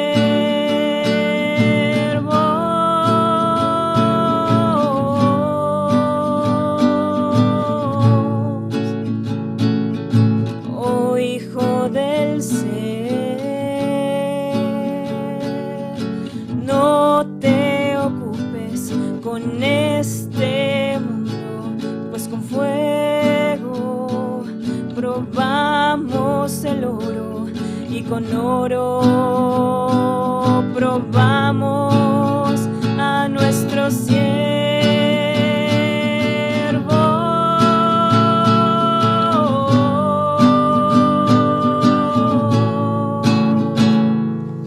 Oh Hijo del ser, oh Hijo del ser.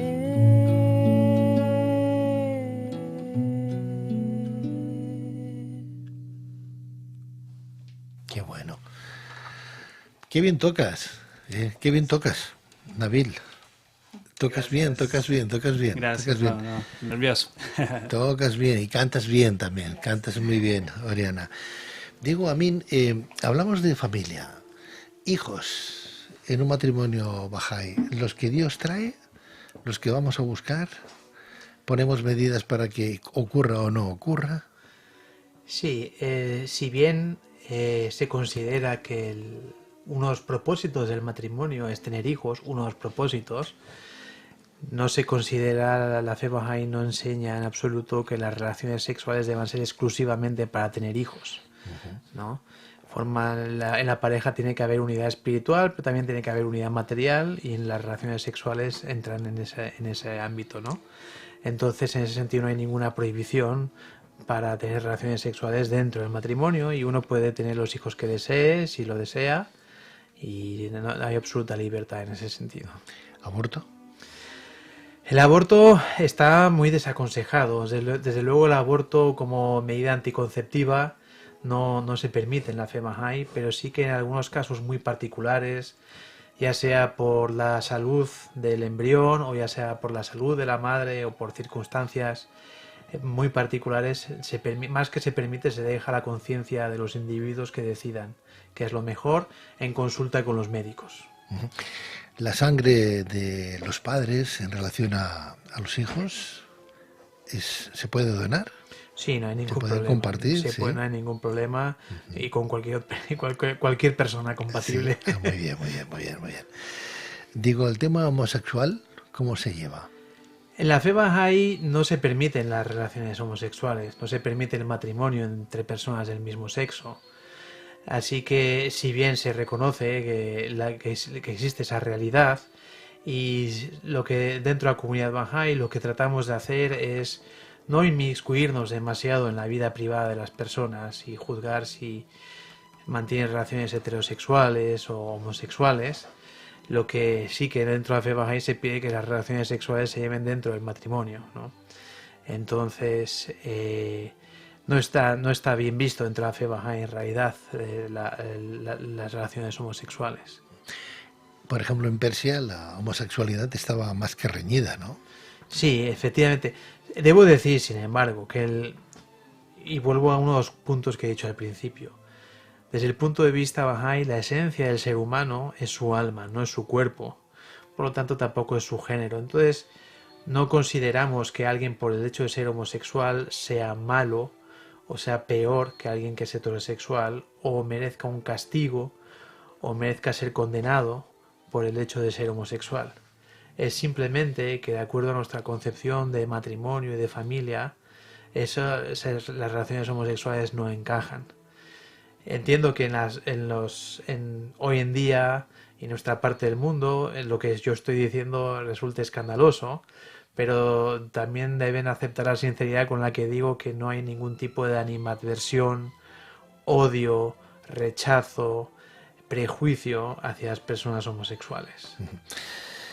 ¿Todavía se siguen persiguiendo a los bahá'ís? Todavía se siguen persiguiendo a los bahá'ís. Mientras nosotros estamos hablando aquí, esta misma semana han sido encarcelados en Irán varios bahá'ís. Durante este año se han encarcelado muchísimos bahá'ís. El pasado verano, en agosto, se han destruido casas de bahá'ís. Hay bahá'ís en estos momentos en paradero desconocido después de haber sido detenidos. Hay bahá'ís en estos momentos que están siendo torturados. Hace unas semanas las autoridades incendiaron una prisión a raíz de las revueltas que está habiendo en el país, en la que también había presos bahá'ís, y no se sabe, el Estado no se sabe nada de muchos de ellos, y la situación es muy preocupante, no solo en Irán, sino también en otros países, sobre todo países islámicos. Entiendo. Antes hablabas de los templos. ¿En los templos hay imanes como en las mezquitas? No. ¿Sacerdotes? No. Monjes? Esto es una cosa importante que te agradezco que preguntes. En la fe bahá'í no existe clero. No existe el sacerdocio. O dicho de otra manera, quizás todos los bahá'ís debemos ser en cierta manera sacerdotes, es decir, todos debemos tener un papel activo en nuestras comunidades. Ese es uno de los motivos por los que las autoridades religiosas de Irán recelaron contra la fe bahá'í, una religión que abole el clero, ¿no? Que acaba con el clero. ¿Qué vamos a hacer nosotros? Al contrario, los bahá'ís somos responsables de aprender por nosotros mismos, de estudiar por nosotros mismos y de nuestra relación con Dios. Consideramos que no es necesario en esta época que otra persona intermedie entre tú y Dios. Entonces, en las reuniones bahá'ís o los eventos bahá'ís y en los templos bahá'ís, desde luego hay personas que hacen de maestro de ceremonias, que coordinan, etcétera, etcétera, pero no son sacerdotes ni tienen un privilegios por encima de los demás. Además, generalmente son cosas que rotan y que unas veces le toca a uno, otras veces le toca a otros. ¿Qué hacéis en un templo, por ejemplo?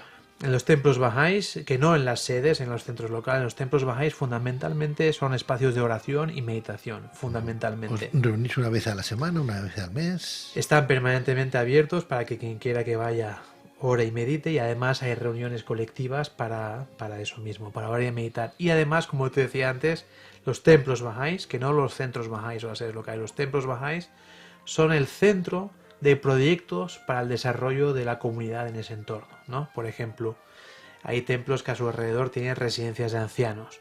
Estoy pensando en el templo de Colombia, ahora que tengo aquí a Nabil. El proyecto de desarrollo que hayan escogido es muy moderno, es muy interesante. Alrededor del templo hay 13 hectáreas de terreno en el que recuperan especies vegetales autóctonas del lugar que habían desaparecido debido al cultivo intensivo de la caña de azúcar, ¿no? Entonces es un proyecto ecológico de recuperación de especies vegetales. Entonces ahí donde hay un templo bahá'í tratamos de que no solo se vaya a rezar, sino que sea el centro neurálgico de cambios también en lo social y en lo material.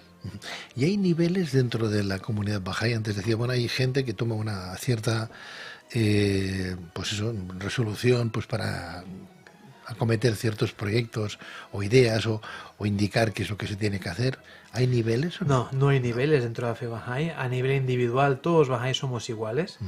Desde luego tenemos órganos de administración de nuestros asuntos a nivel local, a nivel nacional y a nivel mundial, asambleas locales, nacionales y la Casa Universal de Justicia, que es el órgano de gobierno mundial de la comunidad Bahá'í. Estos órganos de forma colegiada sí que tienen autoridad dentro de del espacio geográfico que abarcan, pero sus individuos, sus miembros, no tienen ninguna autoridad con respecto a los Bahá'ís, es decir, no hay rangos entre los Bahá'ís, ¿no? A mí, ¿os ayudáis entre los Bahá'ís? Si un Bahá'í cae en desgracia, se queda en el paro, sin trabajo, con familia, ¿os ayudáis? Debemos ayudarnos entre los Bahá'ís y debemos ayudar a los demás, aunque no sean Bahá'ís. Es decir, son las dos cosas. Por supuesto, tratamos de ayudarnos los unos a los otros, pero nuestro enfoque sobre todo está puesto en ayudar a la sociedad en general, ¿no? Haz el bien y no mires con quién. Haz mal y guárdate. Haz bien y mires con quién, haz mal y guárdate, dice el refrán, ¿no es verdad? Está muy bien, muy bien. ¿Vamos a escuchar una canción más o no? Si queréis. Sí, claro. Queremos irla preparando, a ver qué canción. Aún tenemos tiempo, tenemos casi 30 minutos. A mí, si yo fuera ateo, que no lo soy, o fuera agnóstico, que tampoco lo soy, y yo te preguntara, Dios para ti, ¿quién es? ¿Cómo tu revelación hacia mí, cuál sería? ¿Qué me dirías? ¿Cómo dirías? ¿Cómo me hablarías de Dios? ¿Cómo defenderías tu fe si yo fuera una persona muy, muy, muy entregada a mi propio credo, que sería yo mismo? Yo, por hacer una broma, lo primero que diría sería que yo tampoco creo en el Dios que tú no crees, ¿no? Es decir, yo no creo en un Dios, un señor con barba sentado en una nube, ¿no? Yo no creo en un Dios caprichoso que trata mal a los seres humanos o que colérico, ¿no? Yo creo que el universo, antes de que hubiera algo, estaba Dios, que es la causa última de todo. Si tuviera tiempo me remitiría a la idea del primer motor de Aristóteles, etcétera, etcétera. Pero bueno, es un tema, me pinchas en un tema del que hablo mucho y del que estoy escribiendo y que me interesa mucho, que es las pruebas racionales de la existencia de Dios, ¿no? Suéltate, intenta convencerme, Entonces, no sé, porque imagínate que yo soy todas esas cosas o más.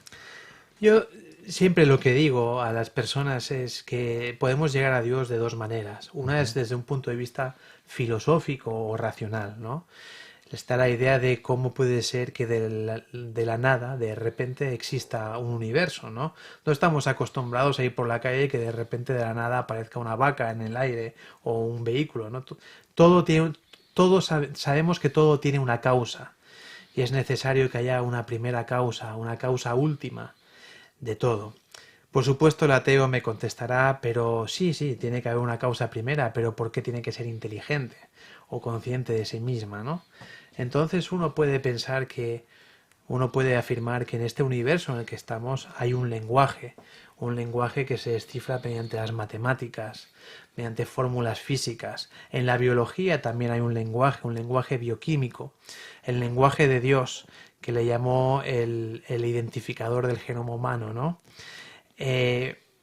Todo en lo físico responde a leyes, responde a normas, y si hay leyes tiene que haber un legislador, ¿verdad?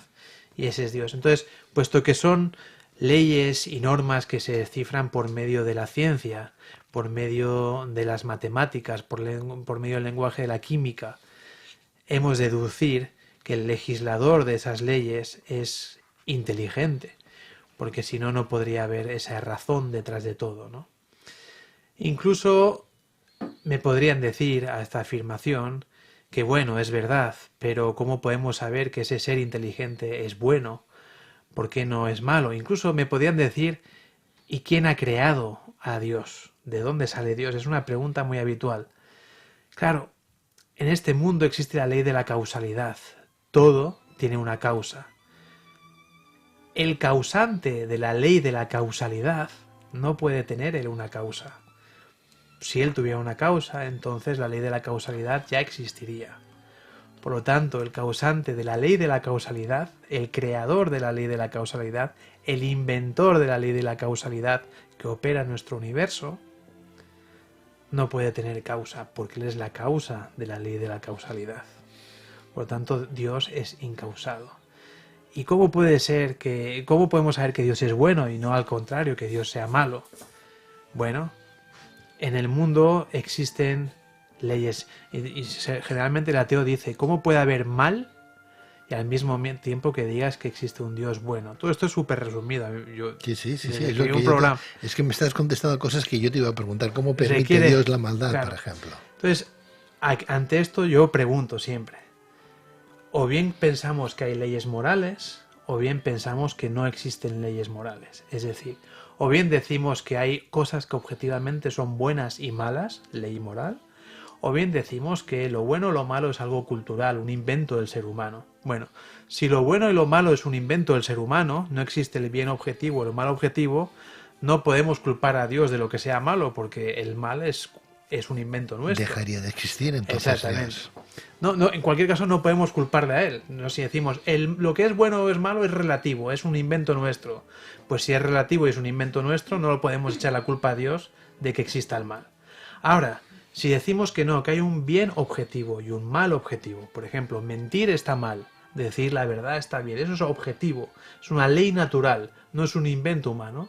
Si existe esa ley natural, tiene que haber un legislador que haya causado esa ley natural. Ese bien objetivo tiene que tener una causa, y esa causa es Dios. ¿Qué es el mal entonces? El mal no es más, dice las enseñanzas bahá'ís, que la ausencia del bien. Y ahora algunos oyentes dirán, ¿cómo? ¿Qué es la oscuridad? La oscuridad en sí misma no es nada, es la falta de luz. Si no hay luz, hay oscuridad. Si no hay bien, lo que nos queda es mal. Dios nos enseña a través de las religiones a comportarnos bien. Si nosotros no queremos incorporar eso en nuestra vida, dejamos el vacío, dejamos el mal, lo que comprendemos como mal. ¿Dios es una necesidad para el ser humano, desde el punto de vista bahá'í? No, Dios no es una necesidad para el ser humano. Es decir, la idea de Dios no es un invento humano porque el ser humano necesita inventarlo para ser feliz. El ateo sí que necesita la idea del azar. El ateo cree en el azar, ¿no? El creyente conoce a Dios, comprende la existencia de Dios. Te decía al principio que hay dos formas de acercarnos a Dios. Una es desde aproximaciones racionales y otra es de la aproximación de la experiencia. Yo entiendo que la mayoría de nuestros oyentes hoy tendrán una madre a la que quieren mucho y que esa madre les quiere a ellos mucho. No hace falta escribir enciclopedias y escribir tratados para describir esa relación de amor, ¿no? Está ahí, se ha experimentado y no necesita de argumentos filosóficos ni científicos para entender el amor que profesas hacia tu madre o que tu madre profesa hacia ti. Ese es el conocimiento a través de la experiencia. El ateo habla de probabilidades. ¿Qué probabilidad existe de que Dios de verdad exista? Absoluta. Es que la probabilidad es 1 sobre 1. La probabilidad, al contrario, de que todo sea azaroso, la probabilidad de que nuestro universo haya acabado siendo como es ahora, en el que es posible la vida, en el que es posible la existencia de planetas. Hay una cosa que se llama el ajuste fino. Hay 35 parámetros en el universo, que se conozca la ciencia moderna. 35 parámetros en el universo, en los que si se cambiara lo más mínimo, una infinísima parte de cualquiera de uno de ellos, el universo tal y como lo conocemos no existiría. No existirían los planetas, no existiría la vida en la Tierra, etcétera, etcétera. La probabilidad de que se dé ese ajuste fino, se den todas las condiciones exactas para que pueda existir el universo tal y como lo conocemos es tan improbable que pensar que es casualidad es recurrir a un azar absurdo. ¿Cómo veis desde la comunión bahá'í la vida, por ejemplo, de Jesús el Cristo? ¿Cómo entendéis que un padre envía a su hijo a morir por los pecados del mundo?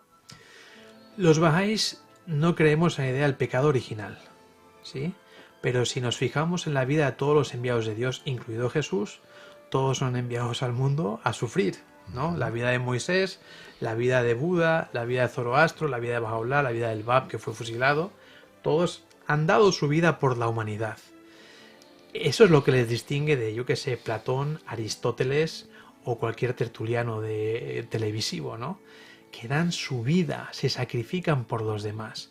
No solamente establecen unos ideales, sino que los encarnan, los ejemplifican y dan su vida por esos ideales. Y de esa manera inspiran a cientos primero, miles después y millones finalmente a transformar sus vidas de acuerdo a esas enseñanzas. El problema es que pasados unos siglos, pasados unos milenios, la gente se olvida, se incorporan otras cosas, se mezcla con la política, y entonces cuando Dios envía un nuevo enviado que refresca esas enseñanzas originales, trae unas nuevas adaptadas para la época, y nuevamente la humanidad pasa por un ciclo de desarrollo hasta que otra vez se corrompe y es necesario que Dios envíe otro, y O así sea, sucesivamente. Bahá'u'lláh sería entonces el último enviado por Dios. El más reciente, pero no el último definitivo. Después vendrán otros. Vendrán más. Él mismo dice que después de 1000 años vendrán otros. ¿Cada cuánto? Bueno, depende, ¿no? Cada época, en cada lugar ha habido enviados de Dios, pero Bahá'u'lláh dice que el siguiente enviado de Dios vendrá pasados 1000 años. ¿Tú crees que existe el ateísmo en definitiva? ¿Que existe? Yo creo que existe la creencia en el azar, y yo creo que existe la creencia ciega, la fe ciega en el azar, y yo creo que existe algo que es muy comprensible. Y aquí hablo con de todo corazón, ¿no? Las religiones en general han cometido tantos errores, se han olvidado tantas veces de la enseñanza original, de los principios espirituales fundamentales que han traído los enviados de Dios a lo largo de la historia, que es normal que muchas personas sientan rechazo ante esas equivocaciones, sientan rechazo y se dirijan hacia el materialismo y hacia el ateísmo, ¿no? Pero al mismo tiempo vemos que el materialismo y el ateísmo no son tampoco una solución. Todos los problemas que han venido en la modernidad. Y es difícil pensar que el materialismo, que ha causado tantos problemas que hoy sufrimos, será capaz de aportar las soluciones. El enviado Bahá'u'lláh sería una especie de Jesús de Nazaret. Para nosotros todos ellos son la misma realidad. El mismo Espíritu Santo encarnado en una figura humana son la misma realidad. El propio Bahá'u'lláh lo dice. En una época me crucificasteis, en otra época me perseguisteis con vuestros soldados, refiriéndose a Moisés, en otra época me desterrasteis, refiriéndose a Mahoma. Todos es una manera metafórica de explicar que todos son la misma realidad que se presenta al mundo una y otra vez. Entonces los seguidores de la comunidad Bahá'í, de Bahá'u'lláh, deben de estáis más que contentos, porque estáis hablando con alguien que ha muerto hace 2 días, como aquel que dice. En cambio, los católicos o los cristianos vamos recordando día tras día la muerte de Jesús el Cristo en la cruz, hace 2000 años. Mira, O sea, vosotros estáis de suerte porque lo tenéis muy cercano eso, ¿no? Lo tenemos cercano en el tiempo, y eso nos permite, entre otros privilegios, el contar con sus escritos originales. Claro. ¿No? Pero yo creo que lo más importante es que los Bahá'ís sentimos el mismo aprecio y amor que sentimos por Bahá'u'lláh, lo sentimos por Jesús, lo sentimos por Mahoma, por Moisés, por Buda, el mismo. Y yo me indigno igual si hablan mal de Jesús que si hablaran mal de Bahá'u'lláh. ¿Me entiendes? Bueno, vamos a escuchar esa última canción, ¿no? Que ya tenéis preparada, Nabil y Oriana. ¿De qué habla esa canción? Bueno, esta también es una cita de Bahá'u'lláh. Sí. Y en un lenguaje bastante poético, digamos figurativo, habla sobre ese camino, esa experiencia que lleva un buscador, una persona en busca de Dios, ¿no? En busca de esa esencia universal, digamos, esa conexión. Y dice así: oh hijo de la justicia, ¿a dónde puede ir un amante sino a la tierra de su amada? ¿Y qué buscador encuentra descanso lejos del deseo de su corazón? Para el verdadero amante, la reunión es vida y la separación es muerte. Su pecho está desprovisto de paciencia y su corazón no está en paz. A una miríada de vidas renunciaría por apresurarse a la morada de su amada. Muy bien, pues vamos a ver cómo suena. Adelante, Nabil.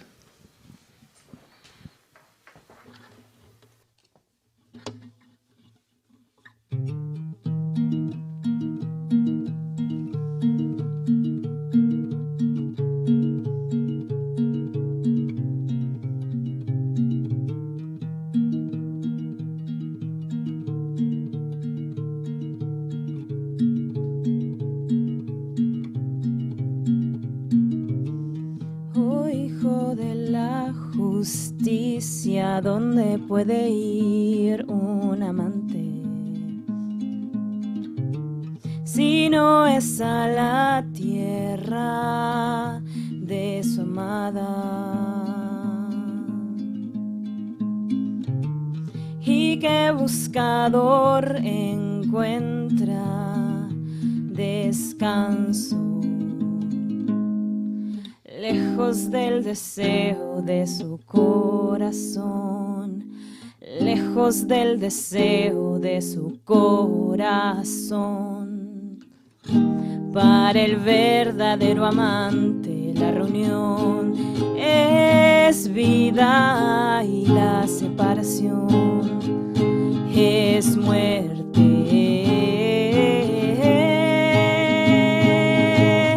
Renunciaría a una miríada de vidas por apresurarse a la morada de su amada.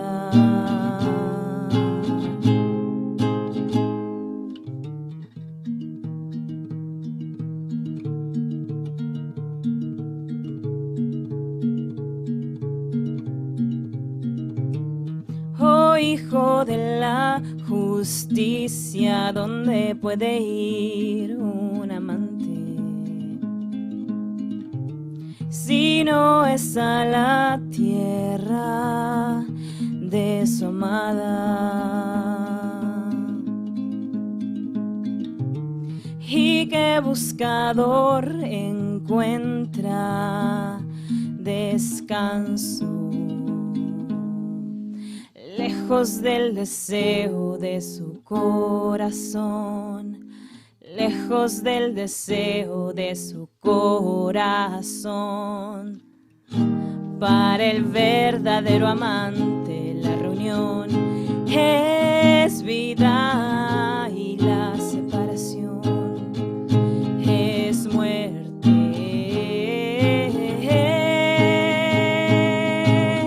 Renunciaría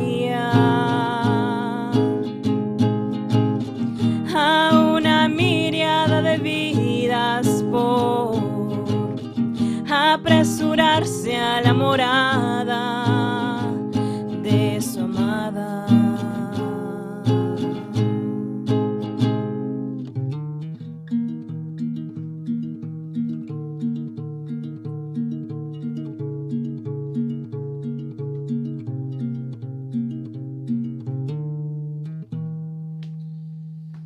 Nabil Grueso y Oriana Bento, ambos interpretando canciones y palabras de el profeta, del Mesías, ¿no? Baha'u'lláh. ¿Qué os gustaría que quedara claro en el día de hoy de la comunidad Baha'i? No sé, te voy a dejar para el final. Por favor, vosotros, Nabil, Oriana, ¿qué te gustaría? Bueno, tal vez entre todo como reafirmar el principio fundamental de la fe Bahá'í, que es que ha venido a traer unidad. No es una religión de separatismos, digamos, no existe distinción entre, digamos, un judío, un cristiano, un zoroastriano, un budista, sino más bien la fe Bahá'í cree que cada ser humano tiene el valor, digamos, tiene un alma y por tanto es la esencia de Dios, tiene esa potencialidad de reflejar la esencia de Dios, sus virtudes, y todos tenemos esa capacidad. Y que entre todo también la fe Bahá'í es una fe de acción, no solo de palabras, digamos, no solo de predicar palabras lindas, principios bonitos, sino que la fe Bahá'í entre todo es una comunidad de acción. Hay una cita que dice que ser Bahá'í significa simplemente servir a la humanidad y actuar en su bienestar, ¿no? Entonces creo que eso es algo bastante importante enfatizar. Fenómeno. Nabil. Bueno, es que creo que ese es uno de los temas más importantes que ofrece la fe Bahá'í y es el tema de la unidad. Ese principio esencial que el día de hoy tan desesperadamente necesita la humanidad. Es un momento en el que esta enseñanza esencial se requiere en todo el mundo.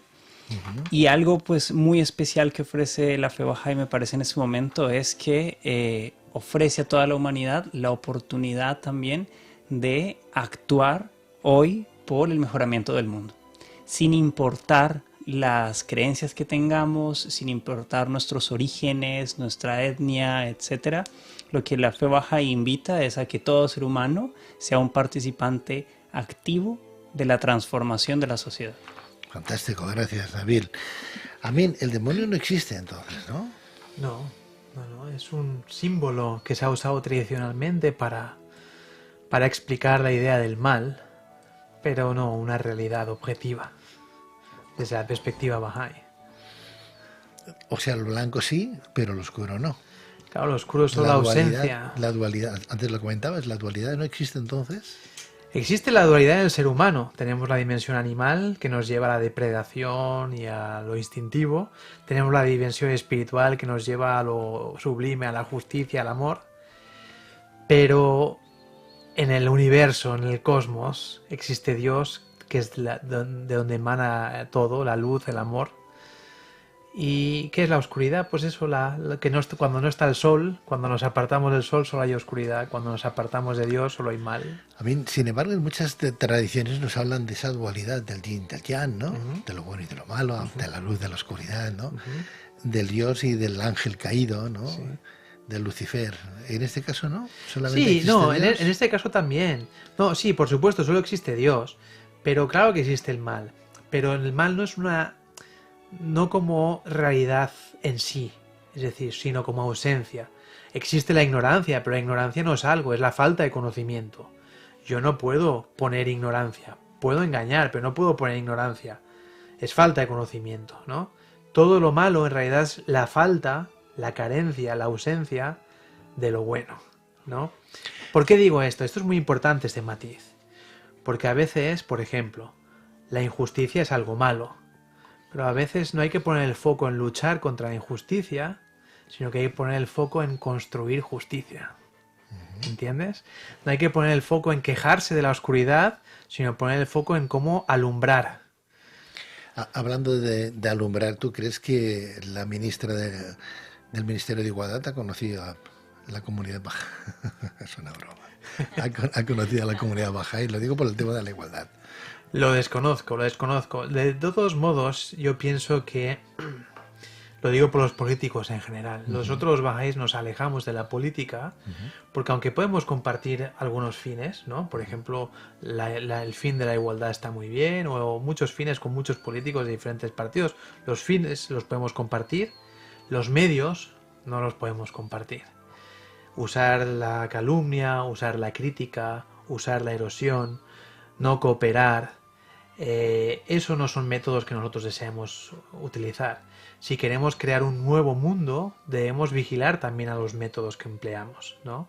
Si deseamos crear un mundo unido, debemos usar el método de la cooperación, de la consulta, de la camaradería. No podemos llegar a la unidad mediante el conflicto, por ejemplo, ¿no? No podemos acabar con la violencia por medio de la violencia, ¿no? No podemos establecer la paz por medio de la guerra. En ese sentido, los bahá'ís de Irán, hablábamos antes de la persecución contra los bahá'ís de Irán, son un buen ejemplo.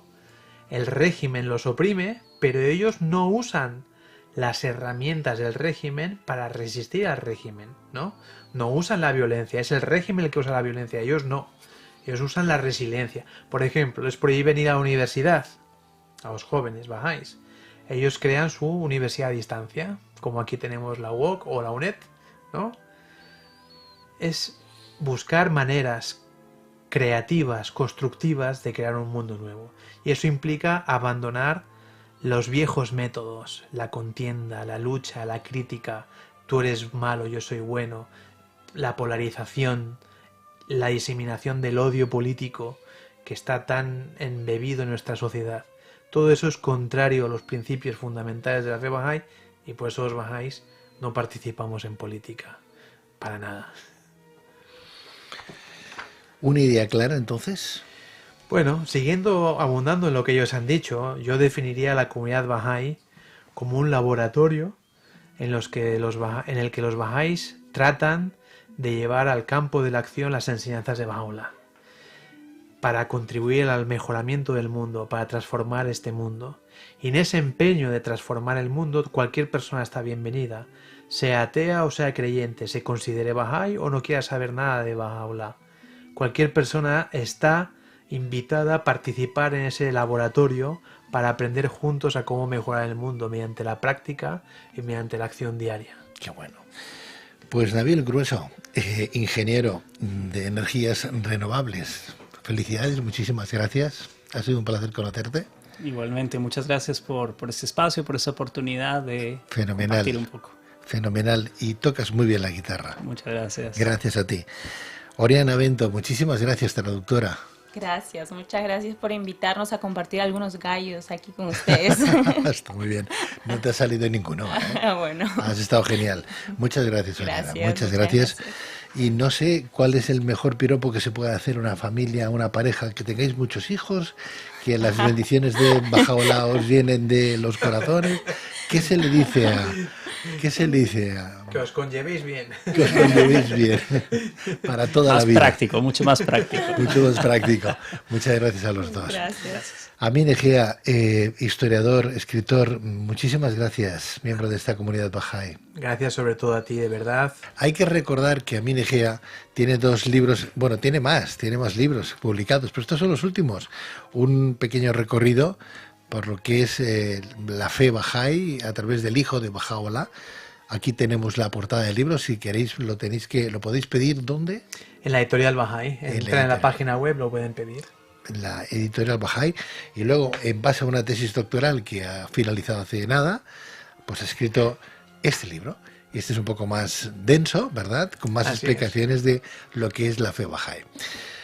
Amin Egea, muchísimas gracias. A ti, muchísimas gracias. Un placer.